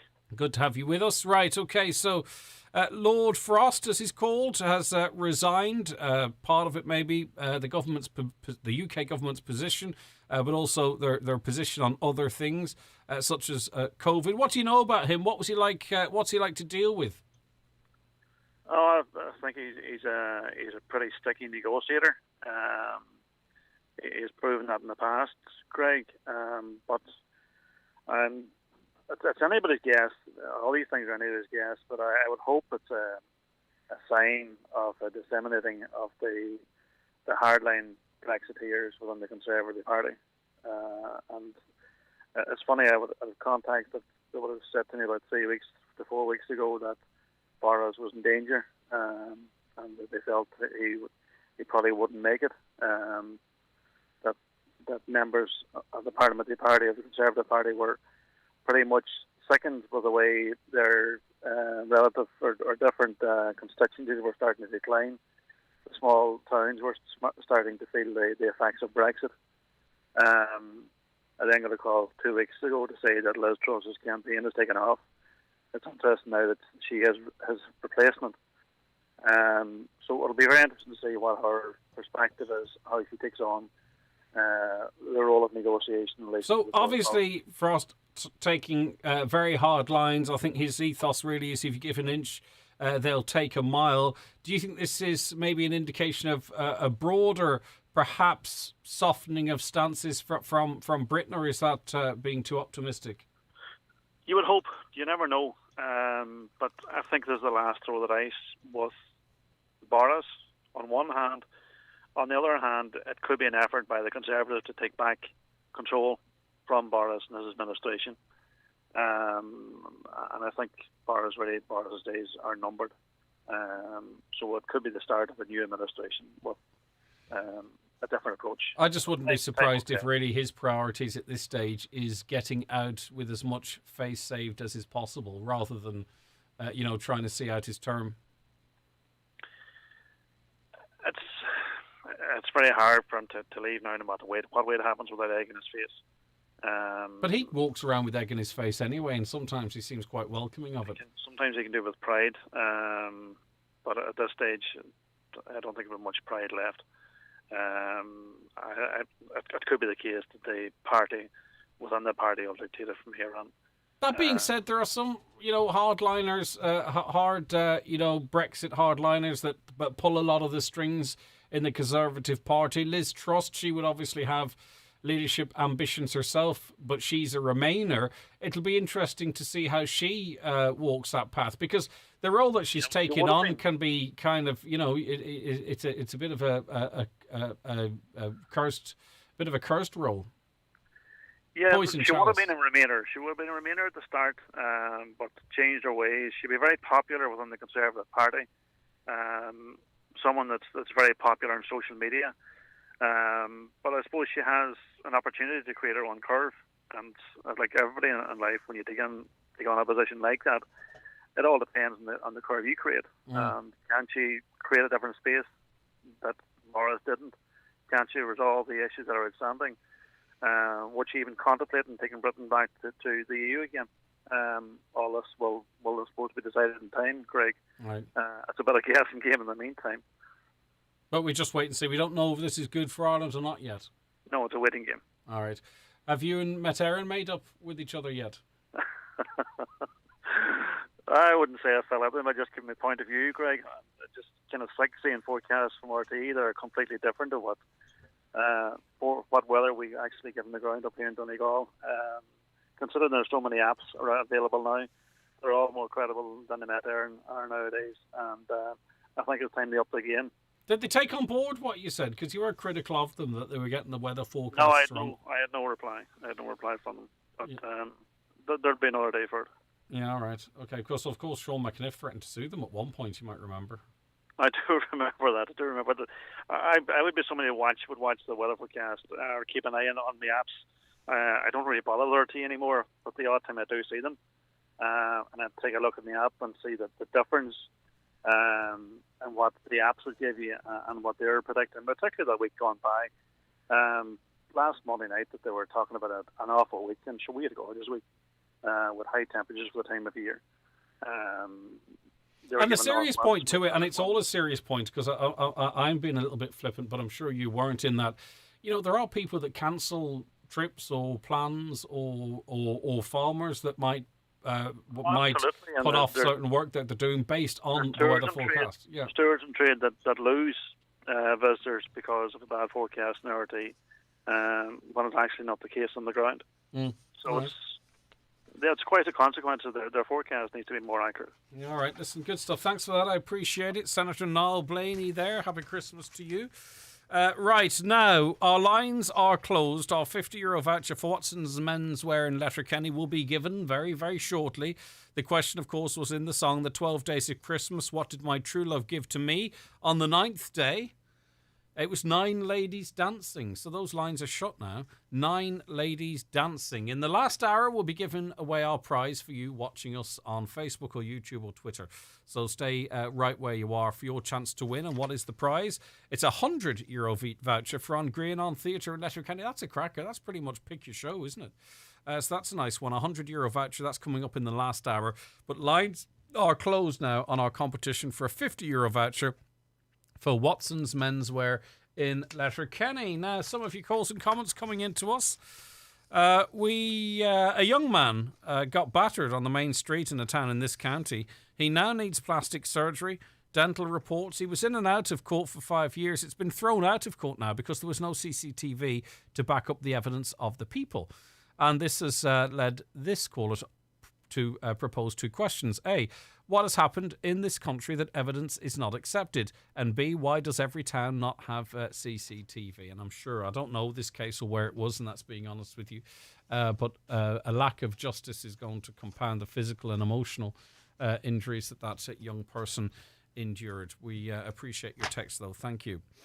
Right, let me see. I promised to carry on a couple of topics from last Friday. And of course, we were discussing the publication of the Brandon report, and many of you texted in. I want to read a couple of those texts. This is the most shocking report. It would make you sick knowing what happened to those vulnerable people. They must names in this report of staff that are still working there must be sacked on the spot. They might not have been the perpetrator, but the staff that aided and abetted are just as guilty, says a caller. The Brandon report is just horrific, says another, and the HSE apology falls well short. Not one mention of the staff who were failed by management. 108 times these instances were reported. Management covered each other's failings. I've no doubt if it was a member of the floor staff who was responsible, management would have no problem addressing all. And I think that's a fair point. And I put that to our guest from the HSE on Friday, asking him to speak directly to those staff who were ignored in their raising of issues. And also pushed him to, that whole interview is available online as well still, just pushed him to on the reality of, what is going to come from this report. Because you're classed as a troublemaker when you raise issues that are not right, they turn the tables on you to keep you quiet. It's a very lonely fight in that organisation that you have to go through. The person needs to be of strong character and has the faith to see it through. The system did not fail the staff. The individual managers did not do what they were paid to do. Well, the system is a sum of its parts. And if there's not proper oversight or governance or management of any part of that and it fails, well, then the whole system fails. That's just my view, but I respect yours greatly. Another caller says the people who were in charge and knew what was going on should be charged with lack of care. Poor families. Ireland will never change. Hide everything if you can. Still, to this day, we do have a tendency to brush things under the carpet. We've been doing it for generations. All right, it's time for us to take a break. Coming up very shortly, we're going to be joined by Ryan Sheridan. Stay right where you are. You won't want to miss that. Do you suffer from heartburn or abdominal pain? Do you experience frequent constipation or diarrhea? If you need or are waiting for an endoscopy consultation, then why not come see us at Kingsbridge Private Hospital Sligo, where we provide excellence in private healthcare. We are approved by all private health insurers and our specialised consultants are ready to see you. Avoid long journeys and longer waiting lists. Visit kingsbridgeprivatehospital.ie for more information. Because life matters. There's so much more to experience this Christmas at your local Costcutters store. Like Pringles selected 200 gram range, any 3 for €5. Cadbury's Christmas stocking 179 gram selection box, only €3. Pepsi Max 7up Club Orange selected 2 litre range, any 3 for €5. And the gorgeous You and Me wine range, just €15 each. It's time to get ready. Costcutter, proud to be local. Enjoy alcohol responsibly. Visit drinkaware.ie. At participating stores only. Santa is in his magical grotto at the Courtyard Shopping Centre from 12 to 5 daily up to the 23rd of December. The Courtyard Letterkenny, open to 9 every night this week and until 6 on Christmas Eve. Candles, lanterns, Christmas tree, decorations, elf on the shelf and all types of lights. It's everything you need for Christmas. Experience the magic of Christmas at Cooney's Letterkenny. Our biggest and best ever Christmas shop is open 7 days with unbeatable value on lights, trees and accessories. There's something for everyone this Christmas at Cooney's Letterkenny Retail Park. Looking for the perfect gift for your someone special? Why not spoil them with a luxurious gift from Longcom? With beauty gift sets from €33, your gift awaits at McElhinney's Beauty Hall. Open late until 8 p.m. this week and 6 p.m. Christmas Eve, or shop online at mcelhinney's.com with our click and collect service. Wishing you and yours a wonderful Christmas. Come on down to McDade's Bathroom Plumbing Tiles and visit their designer showroom. They have over 40 bathroom settings on display to help you choose your dream bathroom. So please call or email their staff anytime. McDade's are open Monday to Friday 8:30 till 5:30 and Saturday 9:30 till 3, and can be contacted by phone on 074 9363050 or email sales@pjmcdade.com. Thank you for your continued support from all the team at McDade's Bathroom Plumbing Tiles, Buncrana. And you're welcome back. Congratulations, Mary Ferguson from Dunree. You've won that voucher for Watson's menswear. Now, delighted to welcome onto the programme the ever-popular Ryan Sheridan. Hiya, Ryan. How are you? Good morning, Greg. How are you? I am good. I was looking back there just on, the blurb or whatever you might call it of your career. It's been a cracking few years for you, hasn't it? And it seems each year, more doors open and what have you. Have you enjoyed the ride? Are you enjoying the ride? I am. It's been an exciting few years now since, I started in about 2011.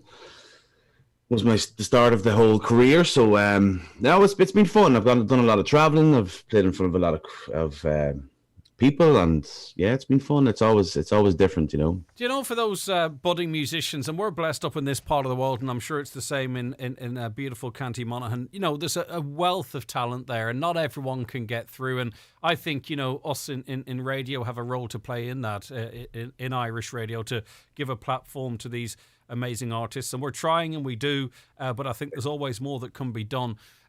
Did you always have aspirations of making it as big as you could, Ryan, when you were out, busking and what have you, or what was in your back of your head as a younger person then? Well, I always wanted to play. I always wanted to play music. I always wanted to perform in front of a crowd. Busking was the way forward for me. It was really something that I really wanted to do. I love the freedom of it. I love the way that we could try out new songs, and if people stayed, it worked, and if they didn't, then we'd have to relook at it again. Well, it's as simple as that. Actually, it's really testing yourself, isn't it? It really, really is. It really was testing yourself and trying to test out new songs and stuff like that. There, so that was a real education for me, really, busking. So, and then you kind of hone in on what works and what doesn't work. So. But it's not just saying, you've always been a performer, aren't you? You were always that one at the party, the super talented young person. I don't know about that. I was a late starter on the guitar, but I was a performer. Like I was in Riverdance for a long time. At the start of me, when I was about 15, I joined Riverdance. So I was always performing at some level, but music I kind of started at a later age, about 18 or 19 maybe. And then I started to write songs then. So, yeah. And you've been all over the place. You were over in America too, weren't you, early on in your career? I was, yeah. I've done a good few bit over in America. I grew up over there doing Riverdance, so I toured there for a good few years, and I kind of stayed over there for a couple of years, then writing songs. So I kind of started it all over there. And then I moved to Glasgow for a couple of years, and then I've done a lot of things. I opened a bar as well. I ran bars for a bit, and I opened a bar in Monaghan town at one stage, and it was before I done the music. And it was about 50 people was the capacity, and there was about 300 people in the place one night, and they were all looking for the one drink at the same time, Greg. So it's a tough way to make a living, isn't it? I was just like, So I kind of made the decision there that I'd give music another shot. So that's when I went busking. So I got rid of everything and I went busking after that. So when you're out busking and all, there's a simplicity to it. There's a lack of, there's always pressure, but you're performing, right? I often wonder, when you get signed up, you get a record deal, does it change things? Because all of a sudden then, you ultimately are working for yourself, but there's a pressure, isn't there, to produce? Or is there? That's really my question. there is, without a doubt. I mean, the music business is a business, and that's where the reality is, you know. So you come from freedom of doing your own thing to jumping into a business. So you kind of got to be aware of that when you're joining up, you know. So there is a bit of pressure to get going and stuff. So yeah, there's a lot of people saying, is that ready yet? What are you doing next and all that kind of stuff. In terms of Christmas, what's Christmas mean to you, Ryan? Well, Christmas, I have 2 little boys, so it's all about them. So Toby and Bobby he's 8 and 5. So it's good crack in our house. Santa will be here, and it'll be all go. Has Elf on a Shelf made an appearance? Or Elf on a Shelf has made an appearance very early this year, and has July. After Halloween, there, wrecking our heads, as you know. So it's as much stress for the adults as it is for the children. Yeah, exactly. All right. Okay. Well, come here. You're going to sing too for us. Walking in the Air. I'm intrigued to listen to this. And anyone, by the way, if you want to jump on to our Facebook or YouTube channels, you can see Ryan performing for us live. It's not perfect over Zoom, we know that, but people understand that, and it's just great to get access to you, Ryan, and to be able to do it this way. So why Walking in the Air? As I say, I can't wait to hear this. Tell us why you chose this one, or what do you like performing about this one? Walking in the Air, I done a cover of it a good few years ago for Make-A-Wish. It was a song that I always loved as a child. We all grew up with Snowman, so it was a song that I really wanted to do, and I give it a go, and it worked out well. I'm really happy with it, so I'll give it a shot here now. Go on, whenever you're ready, Ryan. Good man. Okay.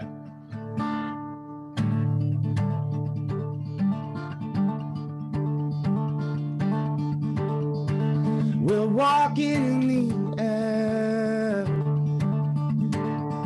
we're floating in the moonlit sky. People far below, sleeping as we fly.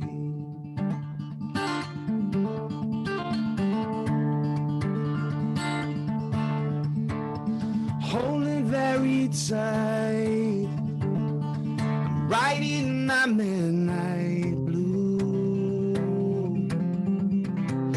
finding I can fly so high above you.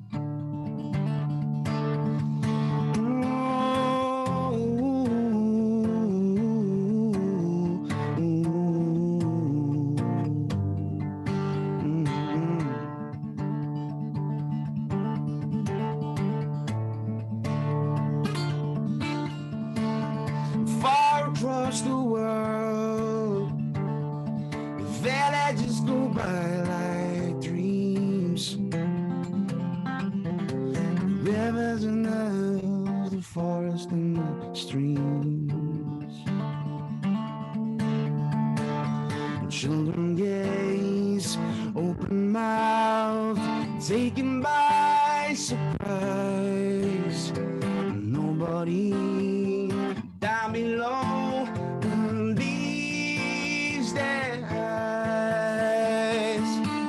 we're surfing in the air, we're swimming in the frozen sky, drifting over ice, mountains floating by.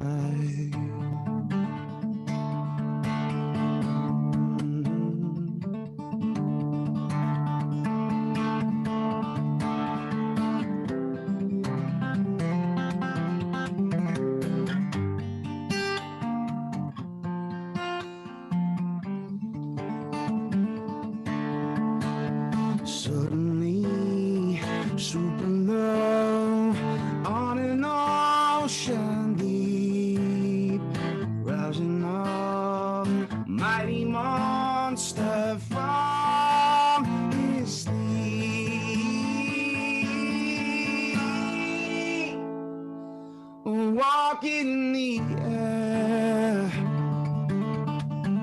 we're dancing in the midnight sky. Oh, everyone who sees Jesus, greet us as we fly. And everyone who sees us, greet us as we fly.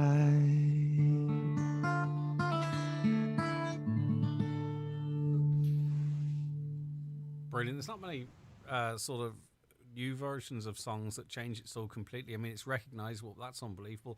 See what you're doing with that guitar there. I mean, you have to be born with a skill to be fit to do that. You couldn't learn to play a guitar like that, could you? I don't know what I'm doing with it. I kind of just went along with it. Well, whatever it is, it sounds fantastic. But my point is it's just, especially with someone, as you say by yourself, you're so late to it. It's just, you'd swear there was two guitars there, let alone your voice. Like it's amazing. Huh? Stop it now. No, come on. You're blushing. No, it's true though. I find it really remarkable. Right, new album coming out in 2022, and hopefully you'll be able to plug that like you used to in the past. But what I mean by that is get out and perform it in front of people. That's what you want to do. Well, that's the thing. Yeah. So I mean, we've had tours cancelled 3 times now since 2000. Well, the turn of 2020. So, hopefully, fingers crossed that we can get back out again. The tour's coming out, or the album's coming out in May, so we'll have an Irish tour and we'll have a German tour as well. So, fingers crossed. You just don't know what's happening, So, but we'll keep optimistic. And in terms of sort of reaching the international audiences, it's nice too when it goes a bit organic, when people are streaming your stuff and accessing it and weeding it out, and you turn up and they're fans already because they've been listening to your stuff. How important is the online side of things? I don't know if you're a fan or not of the likes of Spotify or your social medias or YouTube. Does that help to get your stuff out there? Is it something you welcome? I mean, that's where it is. That's where it is nowadays. I mean, back, I'm not going to say like back 10 years ago now. Well, even 5 years ago now, I suppose. You could take your CDs on tour and stuff, but to sell it merch and stuff like that there, and CDs was the thing or whatever. But there's nobody has a CD player now, so it's all online, it's all social media, and to try to get it out to Spotify. And I'm crap at social media. I'm gonna hold my hands up. Well, the boys will be coming just into their prime now in the next few years. They'll be able to help Dad out. I think. That's right. Yeah. And just back to that airplay thing, and it's not a hobby horse, but I just find it frustrating. Like, obviously your Mariah Careys and your Cliff Richards and all those songs that we played out in Chris Rea, out and out and out. I mean, there's absolutely no reason why your version of Walking in the Air shouldn't be played every day, because there's only a handful of Christmas songs, let's face it. Shouldn't be played in every day at every radio station at this time of year if we were, supporting our own, I think, anyway. Well, you should get onto them there and tell them that. Yeah. No, I mean, listen. I just think it shouldn't have to be legislated for, but I think a proportion of the output in our country should be supporting those great acts like yourself, but also those new ones coming through, because the music is as good. It's just maybe it doesn't fit into a certain series of boxes. I don't know, but I think it's something we need to work on. Right, Fine Wine. This was big for you in 2021. You're going to finish with this one for us, Ryan. This one you wrote yourself? I did, yeah. I wrote this. I produced the third album out of my studio here, and after I finished that, it was an Americana. It's an Americana album. So when I finished that, I wrote this on the back of it, and I thought it was kind of fitting. So yeah, it's Fine Wine. All right, good stuff. Take it away. Thanks, Ray.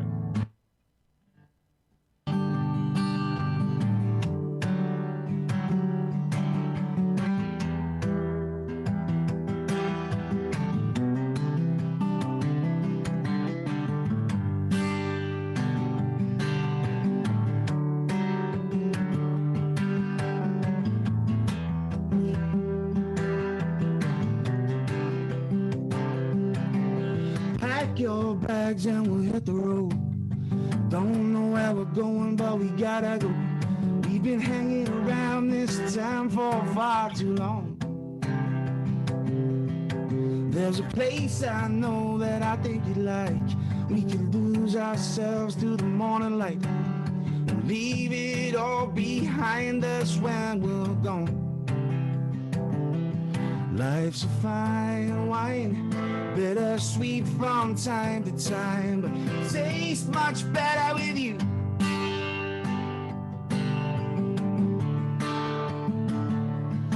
We could stay a little longer if it feels right.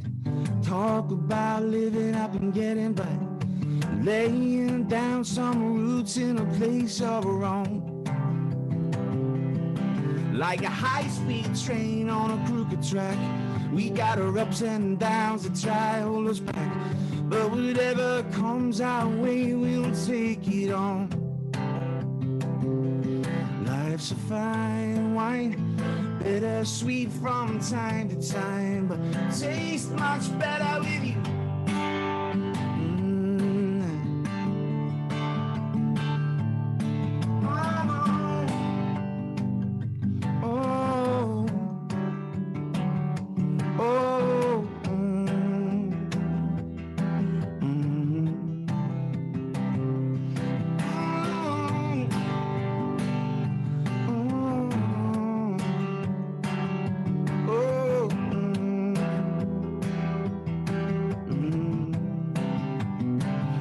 Life's a fine wine, bittersweet from time to time, but tastes much better with you.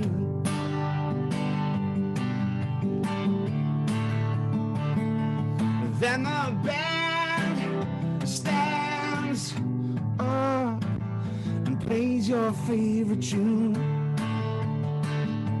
and as you dance through the crowd, I just stare at you. Oh, 'cause life's a fine wine, bittersweet from time to time, tastes much better with you.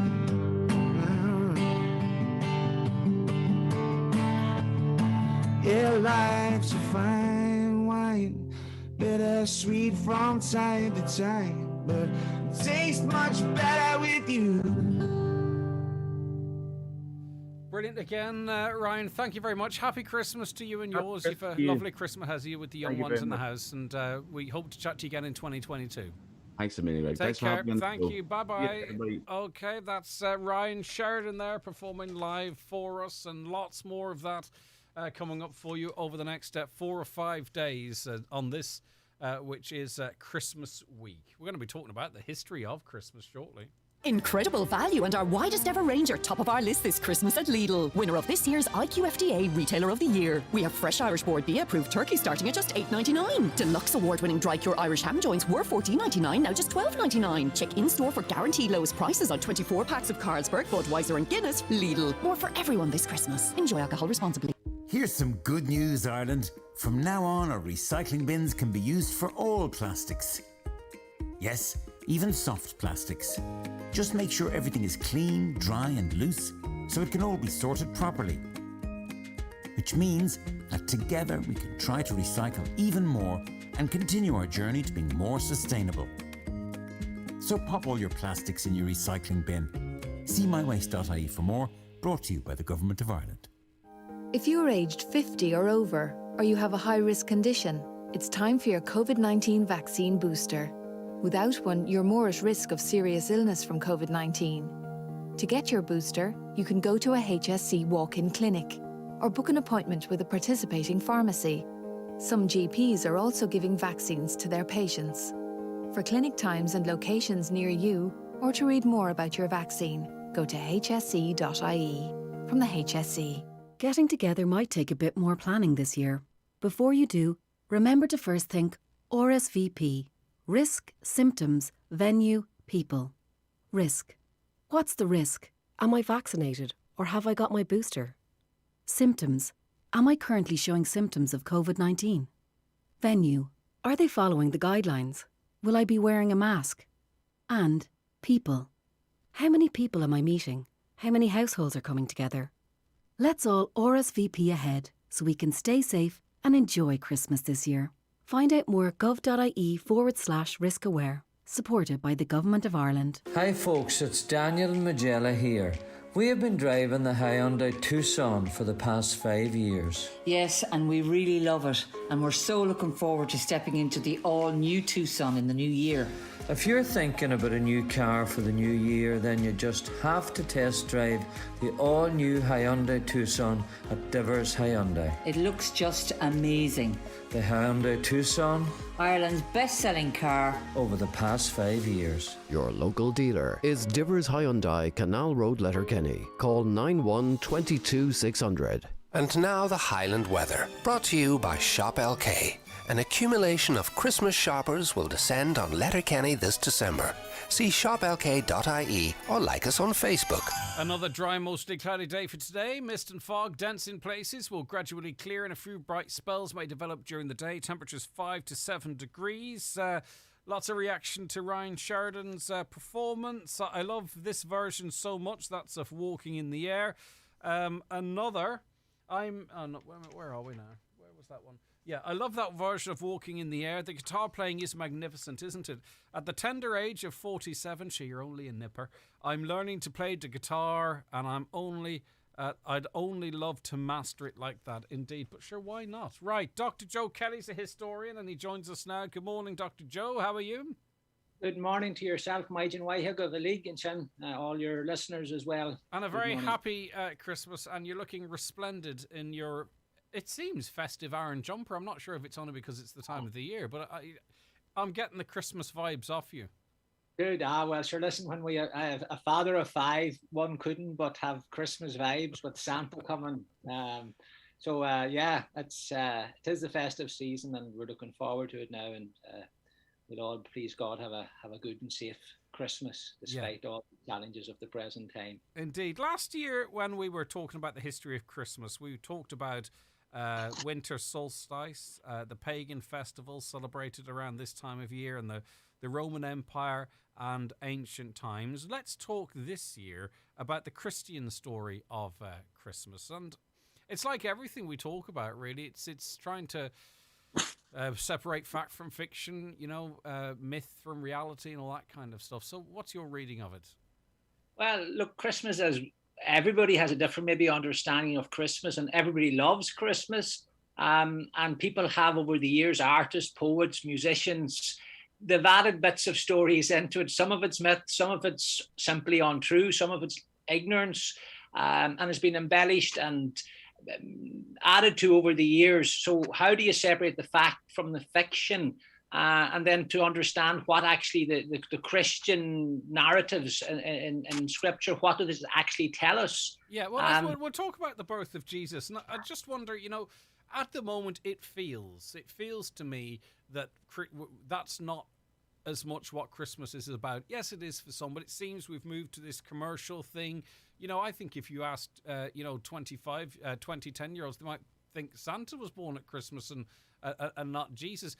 But before we get into the history of that, do you think that goes in cycles, or has it gone in cycles over Christmas, that there's a move away really from, the maybe the more religious, traditional element of Christmas, or are we turning away on a journey that we can't go back on, if that makes sense? I think so. I think there's a journey, what you said, people are moving away, the world is becoming more secular. We're feeling like as humans, we're God and we can make decisions, and science and reason is beyond everything. But, there are still people that have their Christian faith. And if one thinks of the Christmas story itself, there was only a handful of people involved in the event, the divine event of Christmas. These were all poor people, Mary, Joseph, the shepherds, very, very small handful of people. And maybe we're going back to that as well. But that's not to say that people, I still think, have the spirit of Christmas and understand the spirit of Christmas. They may not understand that the Christ is in the Christmas. It's more secular and look at everybody to their own, so to speak. And maybe for people maybe trying to understand what it is that we do know about Christmas theologically and scripturally and historically in geography is maybe the direction we are going to go in today. Let's talk about that then. So in terms of the recording of the birth of Jesus in the Gospels, is it across the board? How many Gospels record this? And tell us a bit about that. That's a very interesting question, Greg. And people, again, maybe don't know these things, but there are 4 Gospels, as we know. Only 2 of them talk about the birth of Jesus, Matthew and Luke. and stuff that is written in Matthew's gospel is not to be found in Luke's about the birth, and stuff that's vice versa. So there's a lot of anomalies. And maybe the beginning point is the genealogy. Matthew, for example, is writing a gospel. He's a Jew, and he wants to be seen as presenting Jesus as the fulfillment, as the Messiah, as the person that will suffer, die, and bring redemption. So everything he writes from a Jewish point of view, and he gives a genealogy of Jesus, going back to Abraham and David, because he wants to show the royal lineage that is very, very important for the Jews. And he gives 6 14s. Now, numbers are very, very important for the Jews. 7 is the perfect number. So then the next number 7 after the 6 14s is the fulfillment, which he would like to present as Jesus. As where Luke doesn't give the genealogy of Jesus at his birth, he gives it later on when he's baptized as a grown man. And he gives 76 names. And of the 76 names, Luke and Matthew give, most of them, there's only 3 in common. So there's a lot of anomalies there that don't add up. And again, for Luke, it's the 77th person in the genealogy from Abraham is Jesus. So 7 by 11, 7, 77, again, the perfect number for the Jews. So the genealogy is very, very interesting. And Matthew, at the very end of his genealogy, says Jacob, that's father of Joseph, who was betrothed to Mary. So he doesn't say that Joseph was the father of Jesus, but that he was betrothed to Mary. And that was important because it put the whole biblical prophecies in the Old Testament that the child would be born in Bethlehem, the city of David. So Jesus, both through the mother's bloodline and through Joseph's bloodline, was of David's genealogy. The Jews, all Jews know which tribe they belong to. There's 12 tribes of Israel: Reuben, Levi, David, so on and so forth. So it was just to make important that Jesus was of the royal blood of David, and it was prophesied that the Messiah that they were expecting would come from the city of David, which is Bethlehem. So what was the relationship then between Mary and Joseph, as much as we can determine? Well, again, there's a lot of unsures here. Some would believe that Joseph actually was married before. Was he a widow at this stage? Did he have other children? It's believed that he had, and that Jesus had half brothers. That's, some theologians will say that, some disagree. Mary, again, what age was Mary? What age was Joseph? We believe that Mary was about 15 when the Annunciation happened, when the angel appeared to her, a very, very young girl. Joseph would often come across as being a much older man, but what we do believe is they were related, possibly first cousin or second cousin, and that Joseph was betrothed to her. And that was, for the Jews, equivalent, really. It was a serious judicial agreement. It was almost equivalent to marriage, whereby when you were betrothed, you lived with your parents for one more year, and after that year, then you went to live with your husband. That was the Jewish custom of the time. And Our Lady being 15, it sounds very young today, but in the culture that people lived in at that time, people didn't live beyond 40. So childbearing happened at a very young age, particularly for young girls. They got married and betrothed at a very young age, and clearly this was the custom of the time, and that's what happened to Mary. Yeah. And in terms of the story that we know, right? I mean, how much of that is based on any of the writings in the Gospels? The donkey and the manger, and the stuff that is represented. Say, well, we know all about that, but how much of that has changed over the years, and I suppose more recently, or is that, have we been following that story for a long time? Well, again, people often think of the crib as some kind of stable, but one needs to just step back a little bit. When they would have gone to Bethlehem, the city of Bethlehem in Judea, what happened was there was a census decreed, and the way the Jews worked as families, they didn't do it in their own villages. They went to their ancestors' home, and Joseph, being of the royal blood of David, David's city was Bethlehem, so he had to move to Bethlehem, to travel to Bethlehem, which he did, a journey of somewhere between 70 and 100 miles. And so when he arrived there, all the people belonging to the tribe of David, so could you imagine the morning all the O'Donnells arriving into Donegal town, or all the Murphys arriving into Galway or wherever, the place would be mobbed. So here's a woman, pregnant, almost ready to give birth, poor, herself and Joseph, and there's no space for them. And it's not that they were maybe rejected. But the fact was, she was about to give birth. Would she wanted to have gone into a crowded house to give birth?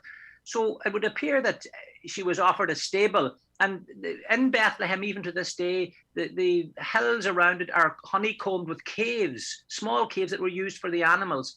And it is believed that in a place like that, where Mary gave birth, where she would have had quiet and peace. Right, stay where you are, please, Joe, if that's okay, because we do have to take a quick break for the news and a few more questions to come thereafter. It is 11 o'clock. As I say, it's time for a news update, and it's over to Michaela Clark. Thanks, Craig. Good morning. The Taoiseach says there are no plans to bring in a lockdown after Christmas to contain the spread of the Omicron variant. New restrictions taking effect today mean pubs, restaurants, cinemas and theatres have to close at 8 p.m, while indoor and outdoor events are limited to 50% capacity until the end of January. Well, the Donegal restaurateur believes different venues within the hospitality sector should be treated differently when it comes to COVID restrictions. Carol Meehan, owner of the Yellow Pepper restaurant in Letterkenny, says the latest restrictions leaves the industry in a state of limbo over what will happen in the new year. She told the 9 till noon show today that restaurants are very safe places for diners compared perhaps to other venues where people can move about more freely.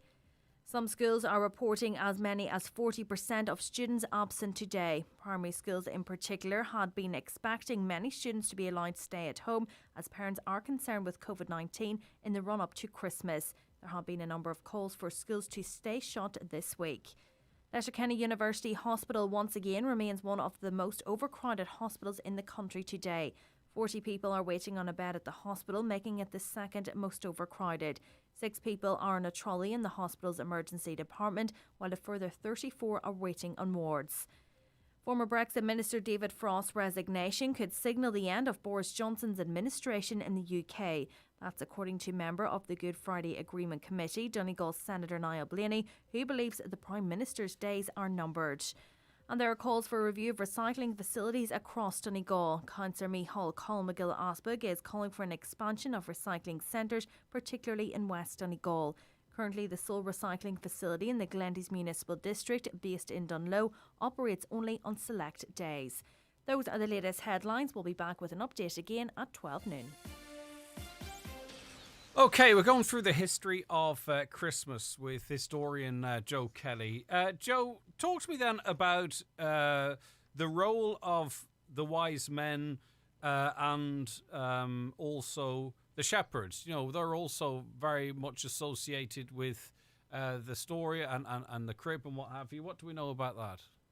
Well, what we do know is that there was a census called by Caesar.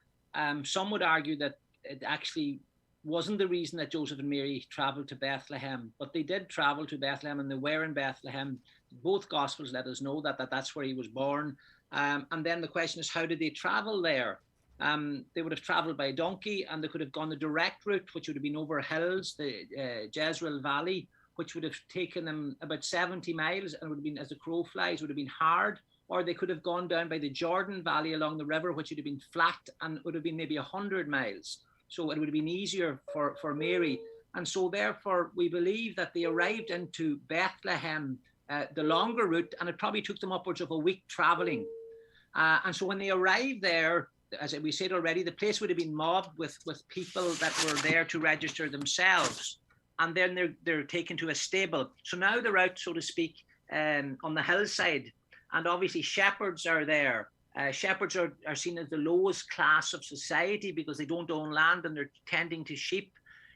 So shepherds have a terribly important part to play in the whole story, and we'll explain that in a minute. But she gives birth to her child, and then again, angels turn up a terrible lot in the Christmas narratives, more so than anywhere else in Scripture. Very, very important. And one of the words they use all the time, be not afraid, none to Mary, or don't be troubled. Every time they appear, to be it to Our Lady, to Zachariah, or to the shepherds. So they appear to the shepherds, and the shepherds were confused. Now, these were poor, uneducated people. They were told that there was a child born, it was the Messiah, and they would find a child in a manger in Bethlehem, wrapped in swaddling clothes. And so they set off. There was a sense of urgency. Anytime the angels appear, the people that that meet the angel or encounter the angel, there's a sense of urgency after what they did. Let us go quickly to see if this is true. And they rushed off to the stable and found Joseph, Mary, and the child there. So the shepherds were very, very important. And what's lovely about the whole thing is, and this is maybe goes back to your question about, are we moving away from the Christian Christmas? And maybe we are, but the point is that God didn't reveal himself to the intellectuals or the scientists or the smart or the royal people. He revealed himself. The divine event of the child being born was done among very poor people and a very small number of people. It was a very quiet thing. And to think that supposedly the king was born in a stable, like the carpet was straw, his cot was a trough out of which animals ate. It's the grandeur of the simplicity of that. It's a kind of ironic to say that, but it was such grandeur given to him in a very, very simple way. And so the shepherds understood this, and they went away, obviously, and spread the word then. So we have that. And then later on, we find the three wise men supposedly arrived, but there is no evidence that there were actually three wise men at all. That came at a later time. We do know that they were astronomers, that they did study the stars, that they were of a priestly class, and they'd come from Persia, from the east. And they went to see Herod to tell him ask him, where's this king that's to be born? And Herod was obviously very, very aware of his own royalty and didn't want any threat. And he said, look, if you find the child, like, come back and tell me so I can pay him homage. But obviously he wanted them killed. He didn't want to have anybody usurping his power. So the wise men head off and they eventually find the child. They're following some star. Again, it's very symbolic because these aren't Christian or Judean. And sorry, why would they, because you've talked of the geography of it, and this might sound like a really simplistic question. Why follow a star? Why not just head to Bethlehem? Well, they didn't. Because obviously Mary and Joseph were able to navigate there. Yeah, well, they didn't know where the child was to be born. They're obviously kind of a magician. They were magicians or astronomers, or they kind of understood that there was something divine to happen. They were trying to read the stars. They didn't probably have all the information. And did they come bearing gifts? And what's the significance of them? Oh God, you're very good. Well, first of all, to make it correct, we don't know how many wise men there were. There is nowhere in the Bible it says three wise men. That came later. Venerable Bede said that there were actually three of them and gave them a name: Melchior, Caspar, and Balthazar. And you asked a very good question. What did they bring? Well, the first man, Melchior, he was a long-bearded older man, and he brought a gift of gold. And that's the idea of royalty, that Jesus was of royalty. And then Caspar, he was a bearded man, but a very young man, and he brought incense. And again, that's the idea of his nobility, of divinity. That's the symbol of incense. And then finally, Balthazar, who's believed to be a coloured man, an unbearded coloured man, he brought the gift of frankincense, symbolic of death, symbolic of suffering and that what would happen, Jesus. So that was the three gifts, but we don't know if it was three men. We don't know if it was three gifts. Obviously they did. But could you imagine three men of that caliber with their camels and their caravans? They've been traveling for months, and they obviously had people with them. They just didn't arrive on their own. And arriving into a stable, they probably couldn't communicate to this 16-year-old girl. They didn't have the language, who was just after giving birth. You could imagine what was going on. It must have been an amazingly interesting interaction. They couldn't communicate, but that they were here to reverence a child. And well, you can imagine what Mary was thinking at 16. What's going on here? Yeah, you've mentioned the census a couple of times, and it's a bit of a by-the-by question. What was its function? Like, why were there so many O'Donnells and Murphys in Bethlehem at that time? Well, very good. I'm kind of conflating your metaphors, but you know what I mean. I understand. Well, they're better than the Hugheses, maybe, or the Kellys. The interesting thing about it is that, we do census now every 5 years, and it's got very technical. But when Caesar was in command of Rome, he was known as the bookkeeper of Rome, and his empire was massive. It ran from England into and Germany down into Northern Africa and round into Syria and modern day Israel. And he decreed a census fairly regularly for Rome, where he ruled in Tiber, the Tiber River, but he decided to have one done for his whole empire. He wanted to know how big his empire was, what population, obviously to get taxes later on down the road, to know what everybody owned.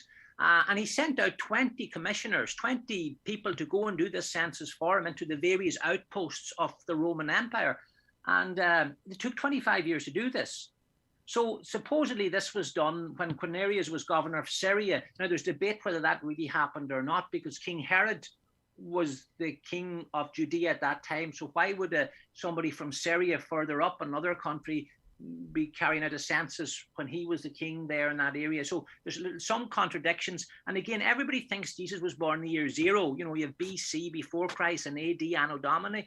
Jesus was probably, according to the theologians, and Pope Benedict has a great bit of research done on this, somewhere between 6 and 7 BC, Jesus was born. So the figures are wrong. See, when Christmas wasn't celebrated initially, the Christian Christmas, until 325, because the Christians were persecuted in Rome, so they weren't allowed to practice their faith. And then after 325, they began to celebrate Christmas when Constantine allowed the Christians to practice. I know we touched on this last year, but December 25th, that is a nominal date, is it? I mean, you know, in 325, do we know when Christmas was being celebrated? It's not actually on the day of the birth of Christ, is it? Or perhaps it is. My recollection is you says it wasn't. Yeah, you're very correct in that. Look, the winter solstice, the Sol Invictus, the Solus is the Irish word for light. Sol is sun in Latin. So the invincible sun, Vincent, to conquer the invincible sun, was a pagan festival around the 20th of December, ties in with winter solstice, as you say at the beginning of the program. And so when Christians then were allowed to celebrate Christmas, they had to go, this monk Dionysius had to figure out when it was, and he went with the 25th of December. The reality is that it could have been any day in the year, but it just that it tied in with that. Some believe it was March, April, even as late as June. We don't actually know the date of Jesus' birth. And so it was just that it was timely for the Christians to say Natalis Sol Invictus is the birth of the invincible son, i.e. that Jesus was the invincible, S-U-N, the invincible son. So it was Christianized. And then over time, then it was then the Christ Mass, the celebration of the Christ Mass. So look, you're asking a very, very good question. And again, when was he actually born? I'm unsure, and I don't think anybody can answer that question. We were talking about. I think this used to be done at Mass, the blessing of the cars, did it, or did we used to do it outside? But a caller says we should bring back the tradition of blessing of cars travelling a week before Christmas. Just a pity these things die out. We need it. I think that I have a recollection when I was younger of cars being blessed at a Sunday Mass. Maybe, I don't know. Does that ring a bell with you, no? No, it actually doesn't. Right, maybe someone out there can help. 0866 We're still using We're still using the carts and horses. We are not as advanced as... Well, the donkey has a cross on its back, which has healing properties. It represents the donkey carrying Mary to Bethlehem, says a caller. And lastly but not least, morning, Greg. Can you wish Dr. Joe Kelly and his family a very happy Christmas from the Macquaries in Carragard? Oh, thank you. Thank you very, very much. Listen, have a great one. It's always the case that it feels like we're only scratching the surface, but we will reconvene again into the future and unravel some more stuff. Well, listen, happy Christmas to yourself, to Caroline and the team there in Highland Radio. And maybe one of the messages we were talking about today, the angels, none to Mary, not afraid, despite what challenges we have, and no doubt Christmas will be difficult for people in many different ways, people that have a sense of loss and maybe an empty place at the table this Christmas, that we're all in this together and we all have a Christmas spirit, and please God that we all have a peaceful and happy and safe Christmas. Agreed. Take care of yourself. Thank you very much indeed. Dr. Joe Kelly there talking to us about the history of Christmas. Right, now, if you want to win a €100 voucher for An Grianán Theatre, you can hop on to our live stream now. As you would know if you listen to this programme, we broadcast this show on radio primarily. But for those who like to watch it, and many people do, you can watch it on our Facebook pages, Highland Radio News and Sport or Highland Radio, or on our YouTube channel, Highland Radio Ireland. Now, if you want to win this €100 voucher for An Grianán Theatre, you answer this question on our live stream. And the question is, what is the traditional accompaniment for mince pies? I didn't know this myself, by the way, so maybe you'll have to Google it. What is the traditional accompaniment for mince pies? Get your answer and stick it in on our live stream, either on Highland Radio News and Sport Highland Radio on Facebook or Highland Radio Ireland on YouTube, or in fact you can also do it on Highland Radio at Twitter. We're going to I'll give you about 15 minutes to do that, and everyone who enters that will be put in a draw, and we'll pick out a winner, and they will win that super prize actually from our friends at On Green On Theatre. It's a €100 voucher. Okay, so you can enter online already, some of you doing so and already getting it right. As I say, I just did not know that. Amazing version of Walking in the Air from Ryan Sheridan. Love it. That is on Facebook from Kevin Murray. Jamie, a regular viewer over in Pittsburgh, United States. Good morning to you, James. Thank you for joining us. Shauna Wright wanted to wish all my family and friends at home a very Merry Christmas, and same to you, Shauna. Thanks for watching. Annie McGinley, good morning, Highland Radio and Greg, happy Christmas, same to you. Maggie also, good morning, Greg and all at Highland Radio, happy Christmas week, and the same to you as well. James Mundy says, excellent version of Walking in the Air and the guitar work, well done, and thank you for performing that live this morning, James, and thank you for your contribution. I think Karen says, happy birthday to all my friends and family. That's Karen Porter, good morning to you. Bernadette, her answer's custard and cream. Bernadette, re-enter, will you? It's not cream. Just look at what other people are saying, because we want to throw as many of you in the hat to win that great prize as well. As I say, you can enter on our Facebook pages, on the live stream, by the way, Highland Radio News and Sport or Highland Radio, or on the live stream on our YouTube channel, Highland Radio Ireland. Although butter would be, not butter, but custard and cream would be lovely. At Luca's Restaurant, we pride ourselves on cooking everything fresh. Try our beef burgers sourced from our own farm, delicious pasta and wood-fired oven pizzas. If you have room left, treat yourself to one of our homemade desserts. Full menu available for home delivery today. Luca's, Canal Road, Letterkenny, run by a family for all your family. Homeland Fuel offers, keeping you warm for less. 40 kg premium doubles or easy flame coal, $16.99. Buy 10, get 1 free. 1 kg fire logs, 4 for €5. 12-pack wood briquettes, buy 2 for €10. Shop in-store or online at homeland.ie. Give the gift of travel this Christmas with a voucher from Atlantic Travel in Letterkenny. Valid for 5 years, vouchers can be used for sun holidays, honeymoons or city breaks. They can also go towards cruises, ski and camping holidays, Disney holidays, or any travel service that Atlantic offer.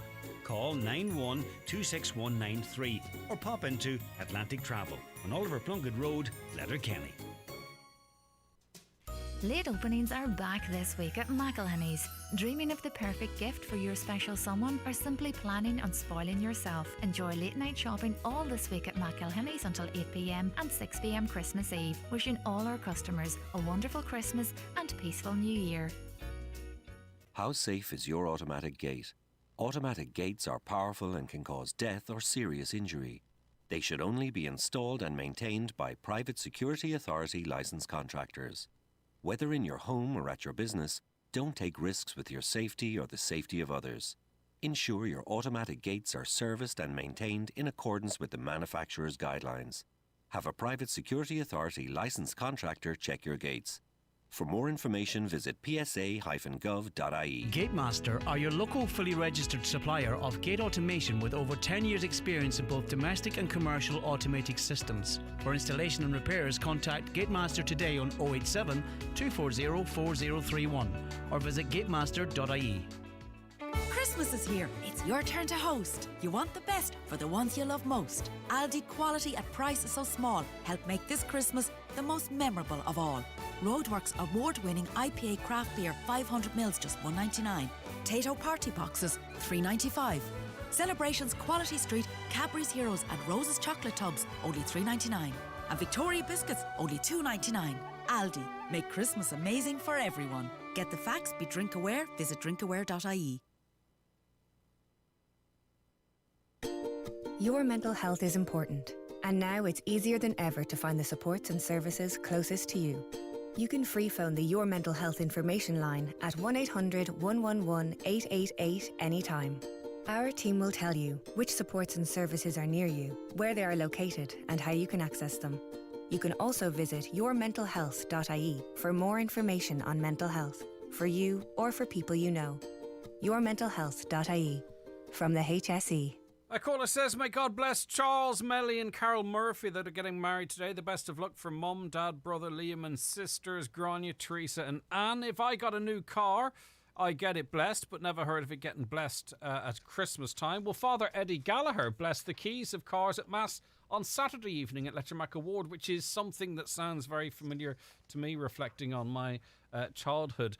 Of course, says maybe Neffet is the wise men back again. I wonder how the wise men were received as well as Neffet. It's all men, mostly men anyway. Lucky for Mary and Joseph that Michael O'Leary wasn't about at that time, or they wouldn't even be let into the stable, says another. All right, thanks for that. Greg, I know nothing about holly. Could you ask Joe, is it true that there is a male holly and a female holly? The one with the red berries is the female holly. Maybe this is an old myth. I didn't see that till afterwards. Maybe we'll get that question asked of him.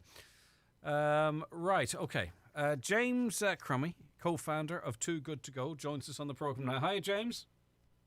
Hey, guys. Thanks so much for having me. It's Jamie, by the way. Jamie, I beg your pardon.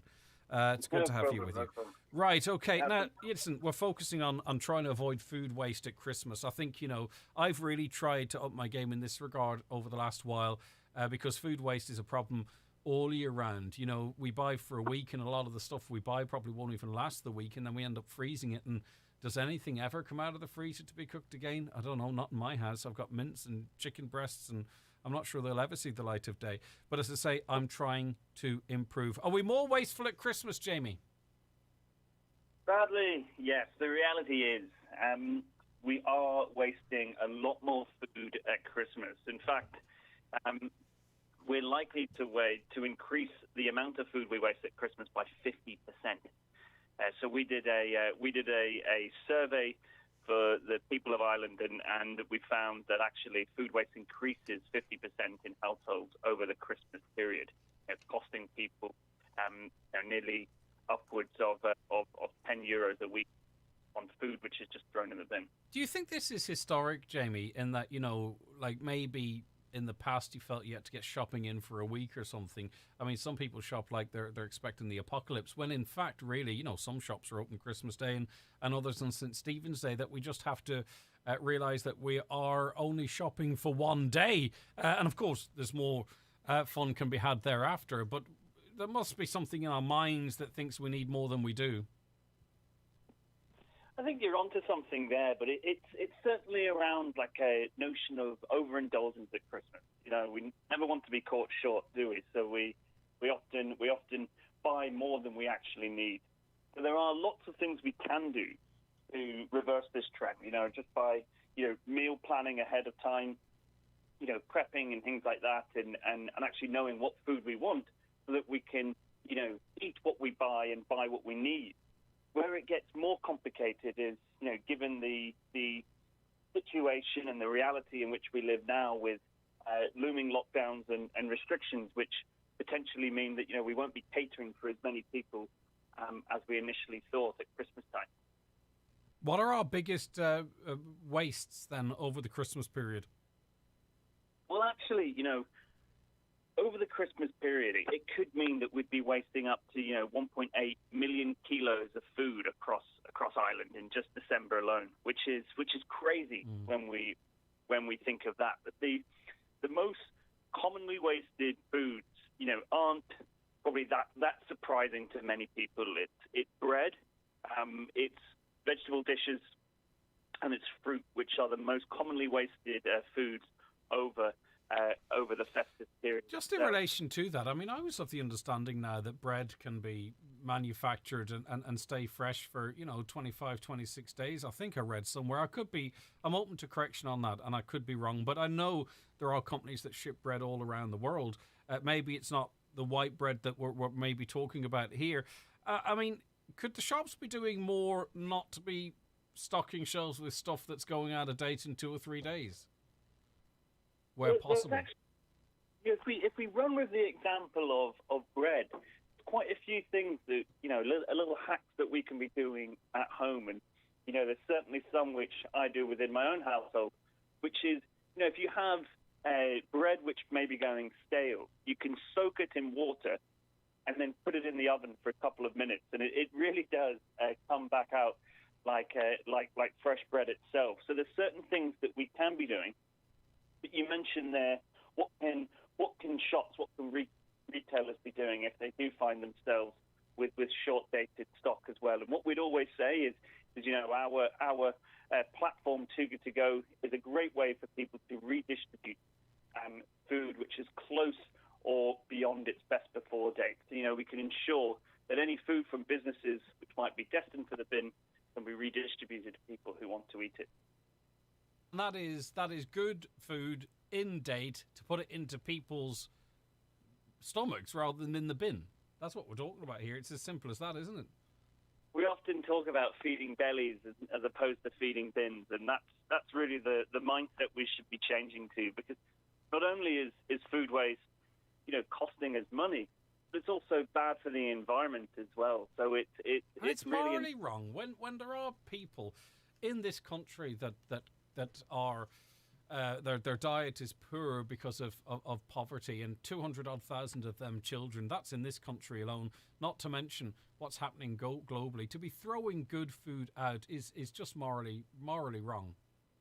Exactly, yes. It's completely morally wrong, and we often refer to it as the world's dumbest problem. It doesn't make sense to be throwing food away when there's so much good that could be done from just eating it, whether that's environmental, whether that's social, or even financial. So it's often about trying to change the way people view food waste itself, but also giving them solutions. So whether that is using apps like Too Good To Go, or using kitchen hacks like soaking bread in water, or freezing bread. If you're freezing bread, it's one of those foods that does freeze quite well. That's the one thing I do freeze bread. And if it happened, there's a double up in terms of buying bread, you can freeze it.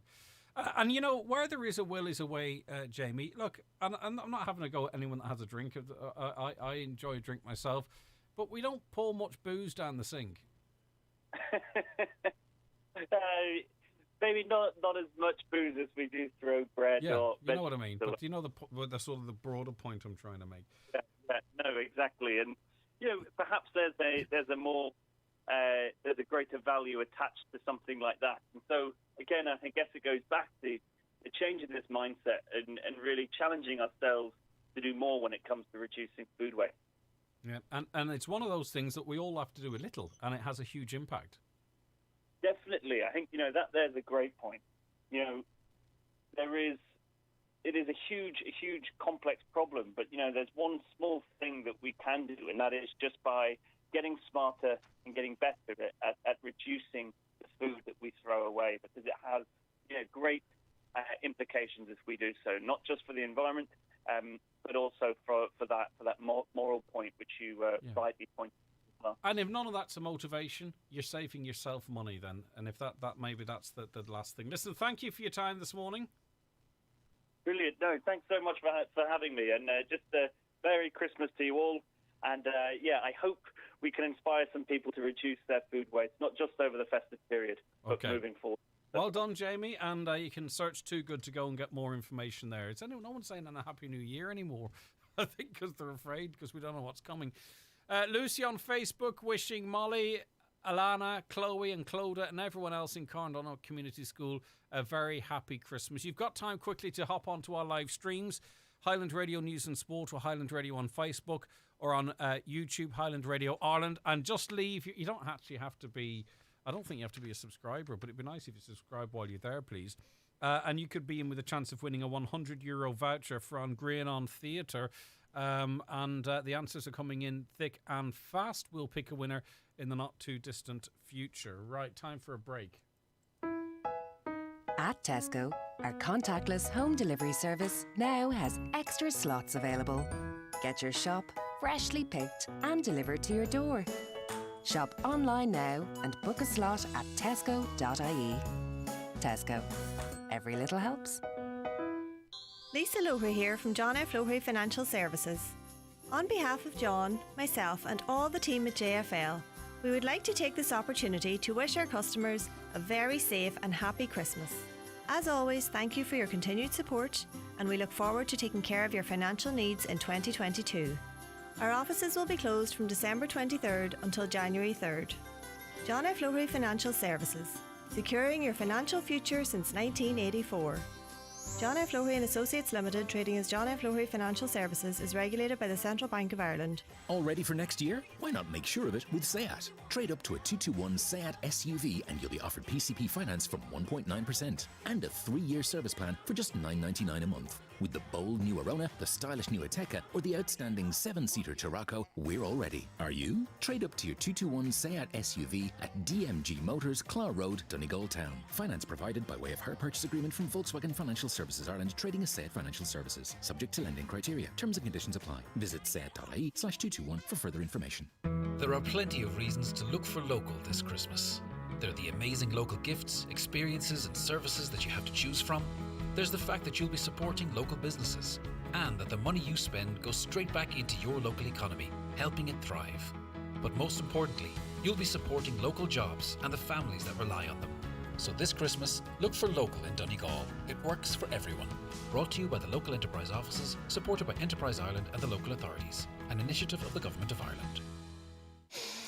I'm getting warm notes of fanciness, definitely made from a variety of grape, grown on south-facing vines, surrounded by other grapes. If I had to guess where this is from, I'd say Centra. Fill your glass with Sancerre, Fleury or Vacaras and other hard-to-pronounce names, all part of Centra's full-on festive Christmas wine sale. Enjoy alcohol responsibly. Christmas is covered at Letterkenny Shopping Centre. Free parking, shopping and Santa under one roof. Letterkenny Shopping Centre, bringing you the time at... Bringing you the time at 11:30, and we're about to engage in our most populated Zoom call ever because we are crossing over to Carndonagh Community School, and we're going to say hello first to Miss Audrey Coyle and Miss Katrina Byrne, the music teachers at that great school. Good morning to you guys. How are you? Morning, Greg. We're good, thank you. It's great to have, and my fingers are crossed here. I'm sweating like maybe John in IT is sweating here to make sure. Yeah, make sure there's no pressure, John. Relax yourself. Okay. Right, come here. I can see behind you. That's the 5th and 6th year music students. Is that correct? That's right, Greg. Okay, very good. And you're going to perform with us a great bunch of young people, I'm sure. Miss Coyle and Miss Byrne, aren't they? They are great altogether. Do you know, they've fully committed to this lovely invitation. Thank you very much for that. And they have given their lunch times and their break times and a little bit of class time too. I'm starting to feel guilty. I know. They're delighted and they are looking forward to performing for you now. Oh, I'm so excited. Well, listen, we can chat a wee bit more, but I think we're going to do "I'm Dreaming of a White Christmas" first, aren't we? And quickly, if you want to hop online and you can watch these great performers on our Facebook and YouTube pages. This is "I'm Dreaming of a White Christmas," and take it away whenever you're ready, guys.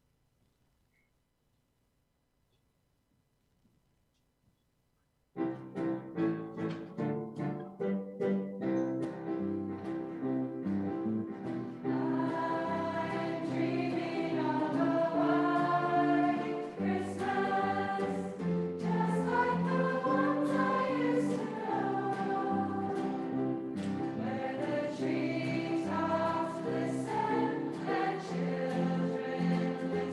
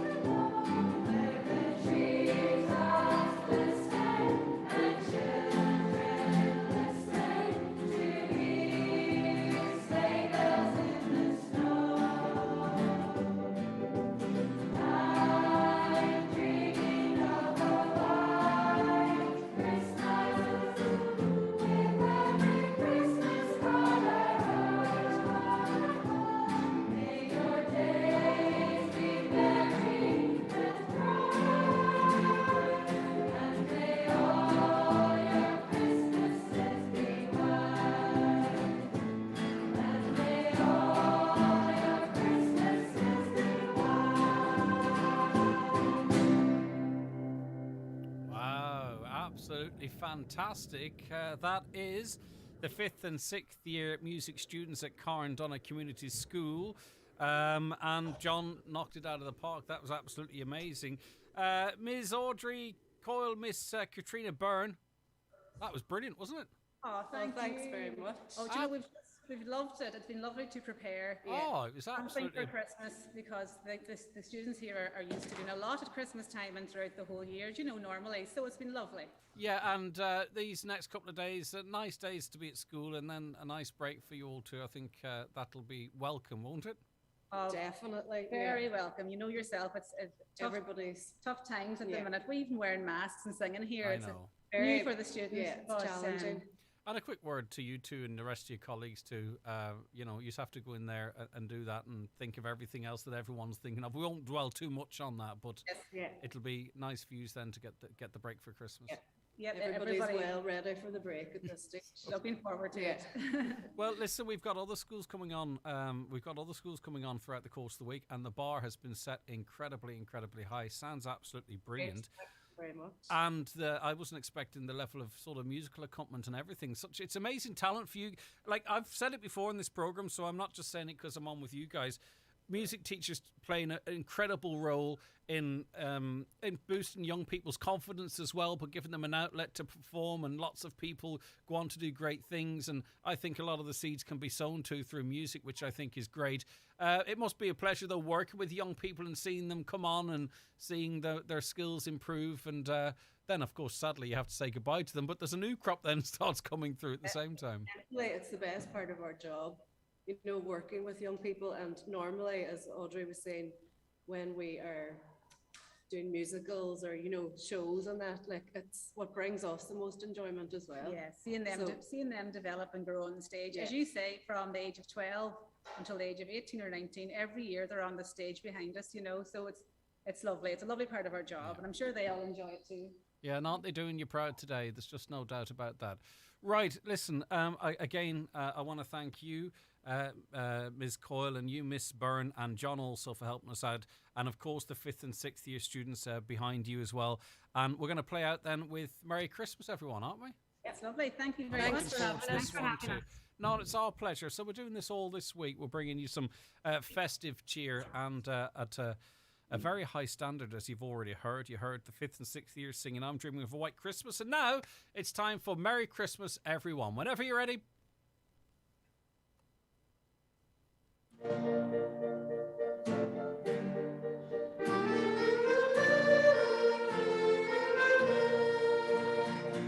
is falling all around me. Children playing, having fun.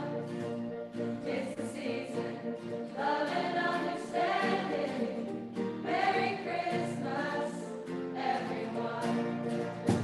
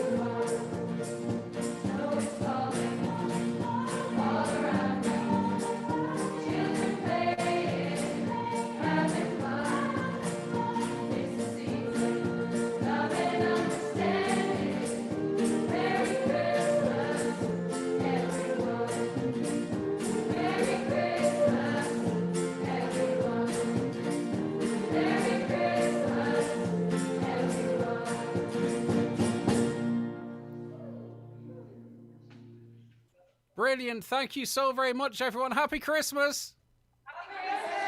Bye. Thank you indeed for joining us. Weren't they brilliant? That's the 5th and 6th year music students at Carndonagh Community School, led by Miss Audrey Coyle and Miss Katrina Byrne, their music teachers, who are clearly very passionate about it. And a special thanks to John too, who helped out with the technical side of things. They were brilliant, weren't they? All right, more of that to come throughout the course of the week, and we have more students, more schools joining us, and looking forward to it. It's lovely. At Tesco, nothing's stopping us this Christmas. Exclusive to Tesco, indulgent Toblerone chocolate orange and Ferrero Rocher collection 12-piece from €4 each. And for a tasty frozen treat, try our new Tesco Finest Belgian chocolate orange or Madagascan vanilla ice cream, 500ml, just €3.29 each. And it wouldn't be Christmas without our Tesco Finest mince pies 6-pack, 2 for €4. Shop in-store or online. Tesco, every little helps. Island-wide delivery of vegan, organic and biodynamic wines from the Wine Centre Dairy online at absoluteorganicwine.com. Guaranteed Christmas delivery if ordered by Sunday, December 19th. Guaranteed New Year's delivery if ordered by Tuesday, December 28th. Nullik Honadiv. Merry Christmas. Free delivery on selected Prosecco orders over the festive season. See absoluteorganicwine.com for more details. Hi, Teresa Mannion here with a road safety alert for fog.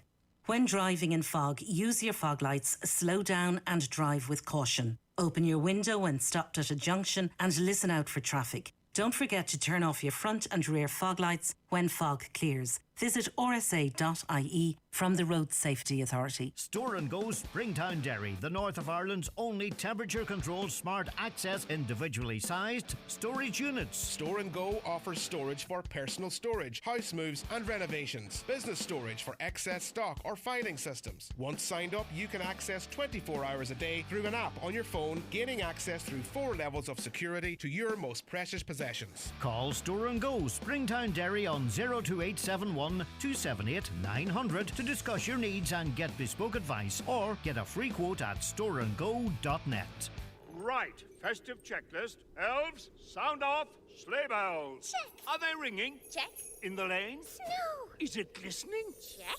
A beautiful sight. Sure is. We happy tonight? Absolutely. Then let's go! Find everything you need at Centra, from special treats to tasty eats. And because we're just around the corner, you'll spend more time in the Christmas spirit and less time in far from festive traffic. Centra. Live every day. Castle Cycles Rufo for sales and repairs. Stocking bikes for all ages. Get up to 50% tax relief from the Cycle to Work scheme. Christmas Club now open. Call Castle Cycles Rufo on 074 9145 185 for more details.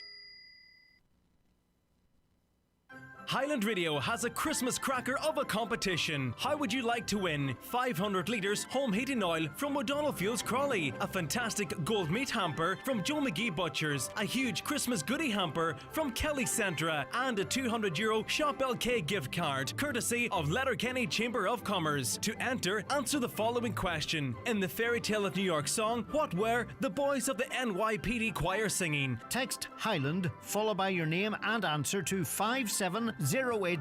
From Northern Ireland, text 87121. Texts cost €2 or £1.50 plus the operator's network charge. The winner will be announced on the Jive Time show on Tuesday the 22nd of December. Highland Radio, helping make this Christmas extra special. There's so much more to experience this Christmas at your local Costcutters store, like Pringles selected 200-gram range, any 3 for €5. Cadbury's Christmas stocking 179-gram selection box, only €3. Pepsi Max 7-Up Club Orange selected 2-litre range, any 3 for €5. And the gorgeous You and Me wine range, just €15 each. It's time to get ready. Costcutter, proud to be local. Enjoy alcohol responsibly. Visit drinkaware.ie. At participating stores only. Santa is in his magical grotto at the Courtyard Shopping Centre from 12 to 5 daily up to the 23rd of December. The Courtyard Letterkenny, open to 9 every night this week and until 6 on Christmas Eve. All your effort, all your exam cramming, all your drive, all your natural ability, all your can-do positivity, all your wildest dreams and one-day claims, all leads you to one place. Allstate, where career opportunities are endless. Have it all at Allstate. Search allstateni.com today. Candles, lanterns, Christmas tree, decorations, elf on the shelf, and all types of lights. It's everything you need for Christmas. Experience the magic of Christmas at Cooney's Letterkenny. Our biggest and best ever Christmas shop is open 7 days with unbeatable value on lights, trees and accessories. There's something for everyone this Christmas at Cooney's Letterkenny Retail Park. I'm getting warm notes of fanciness, definitely made from a variety of grape. Grown on south-facing vines, surrounded by other grapes. If I had to guess where this is from, I'd say Centra. Fill your glass with Sancerre, Fleury or Vacaras and other hard-to-pronounce names. All part of Centra's full-on festive Christmas wine sale. Enjoy alcohol responsibly. Whatever the weather this December, Letterkenny will bring a warm front to your shopping and great value for your pocket. Highland Weather Forecast, brought to you by Shop LK.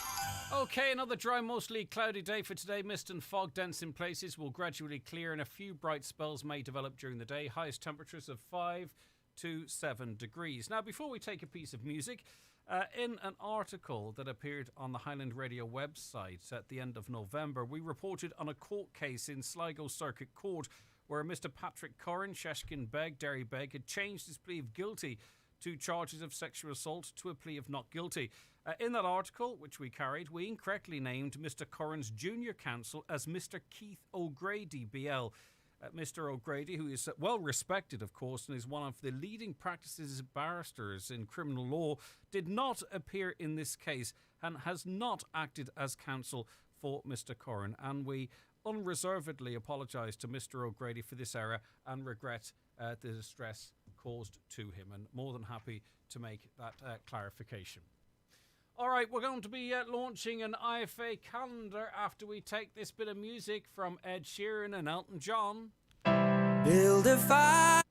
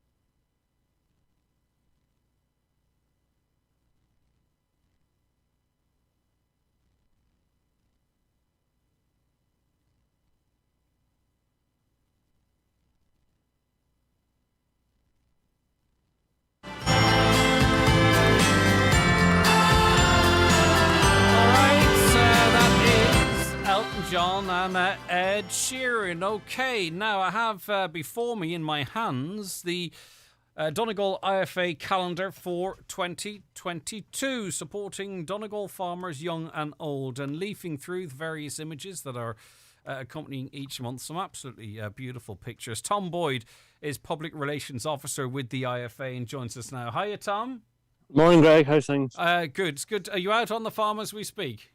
Yes. We're not blessed with high-speed broadband down here, so I had to go to the top of a hill to get some coverage. Well, you're blessed with beautiful blue skies behind you. I don't know if that's a filter, but it looks lovely anyway. Oh no! What was it? It's good to have you with us. This is a beautiful thing. Obviously, Tom, it would have been better if it could have been launched in a different way, but it's great to get it out there and ready for 2022. Yes. So we originally planned to have a launch down the Clanray or somewhere, but due to the ongoing COVID restrictions, it wasn't really feasible. So the next best option was on with yourself. Yeah, and it's brilliant. Listen, we're going to talk more about it, but right from the start, where can people get their hands on this calendar? So the calendars just came back from print there on Friday. Now, they're not out and about in many stores yet, but they're in the Showing Co-op, and there's quite a number of the county officers have them within the county. So the best bet until after Christmas is to get in touch with myself via Facebook or to give me a ring or a text, and I can guide you to whoever has ones. But hopefully in the new year, we'll have them in various stores around. And if people can root one out before Christmas, it's a nice little thing to give someone too, because it's one of those gifts that you're giving something that's of use to another person, but you're also benefiting good causes. Yeah, so the two charities are going to benefit from it, and all these charities that are running fundraising haven't had much chance to fundraise this last couple of years. So by giving this gift at Christmas, you're also giving to the two chosen charities. And we'll speak to them in a moment. So tell us more about how it was put together then. Who took the pictures? What way is it being done for those who can't see on socials? Go ahead. So the idea was back last February, and I came in as Public Relations Officer. We set up the social media, and we just wanted a way of engaging with the public, and I suppose it was to encourage people to go out and about, get a bit of exercise and whatever, especially during the lockdown where you couldn't go too far. And so the pictures were sent in monthly, and we had a guest judge every month. Yourself there, you were a guest judge in August, I think it was, and then there was a winner picked every month. And just we rolled from one month to the next month, and then we got them designed and printed there this last 2 weeks or so. And I must say, the August picture is particularly Yes. well chosen. But you know what's nice about the pictures, and I think it's really represented on the front page as well. It's about farming and how integral a part it is of much of rural life as well. It's not just the stuff that we find ourselves talking about. It's people's lives, isn't it? Yeah, I suppose the thing about the pictures is, these pictures were taken on a monthly basis, so it does show that amidst everything else that was going on, the farming life was just carrying on as normal to keep the thing moving. All right, one of the charities to benefit is the RNLI. Francis Byrne joins us. You've kind of got a foot in both camps, Francis, haven't you? An environmental rep with the IFA and also a volunteer with the RNLI. That's right. Good morning, Greg. Tell us about the importance of fundraising initiatives like this for your organisation. Well, as Tom already mentioned there, that with COVID, a lot of fundraising activities such as open days and sponsored walks and things like that now are certainly on the back foot for a while. And this new idea that Tom has come up with is certainly fantastic. Like in Donegal here, we've got 3 RNLI lifeboat stations, Aaron Moore, Bundoran, and ourselves here based in Lochswilly at Buncrana. The RNLI, Greg, costs 18 million annually to run the Irish stations. So the funds are going to a good home. Yeah, and also joining us is Norma from Embrace Farm. Hi, Norma. Hello, Greg. How it's are a lovely you? thing, isn't it, this? It is, and I'm taken there by what you're saying and what Tom says about how farming life continues. It absolutely does, irregardless of anything else going on out there in the world, COVID, weather, prices, anything. Farming will always go on and go from day to day. And Embrace Farm, I suppose, we're here to support families who find themselves in an awful situation following a tragedy on their farm. And, like that grief, like farming, it continues one day to the next, no matter what's going on in the world.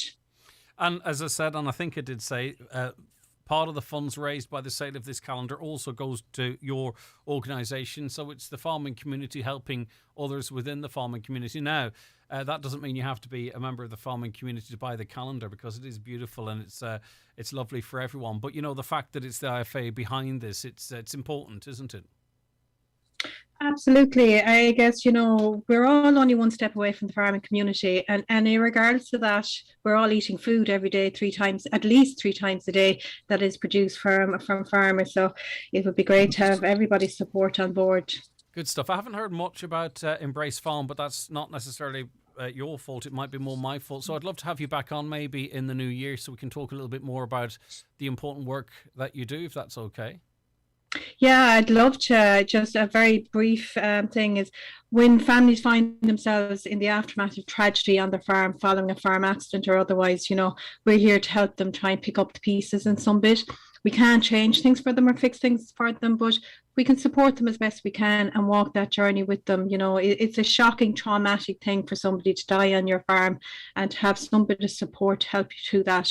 Yeah. That's why Embrace Farm is here. Because it can be a loving family member, but it can also be the big cog that keeps the whole operation turning as well. It can be difficult on so many levels. Thank you very much, Norma. Thank you very much, Francis. Tom, you're the brains behind this, apparently. So remind us again. Sure. Remind us again where people can get their hands on it before Christmas, and then you'll let me know, and I'll let others know in the new year when it's more widely available. Tom. For now, the best bet is to get in touch with myself there via Facebook. We are Donegal IFA on Facebook. Or if anybody wants to give me a ring or a text on 085 757 9026, I can point them in the direction if there's somebody nearby that has ones, or I'll get one to them myself. No Brilliant bother. Stuff. Listen, keep up the good work, everyone. Thank you so very much indeed. And that is the calendar, which is available now, and it's absolutely beautiful. And for those watching on the telly, that's the picture I picked, the lovely young girl out in the fields. It's absolutely wonderful. Right, we're back with you again tomorrow, Tuesday, on this Christmas week. Loads more giveaways, loads more live music, loads more positivity. Rejoin us if you can at 9. Have a fantastic day. John Bresson's coming up around the northwest next.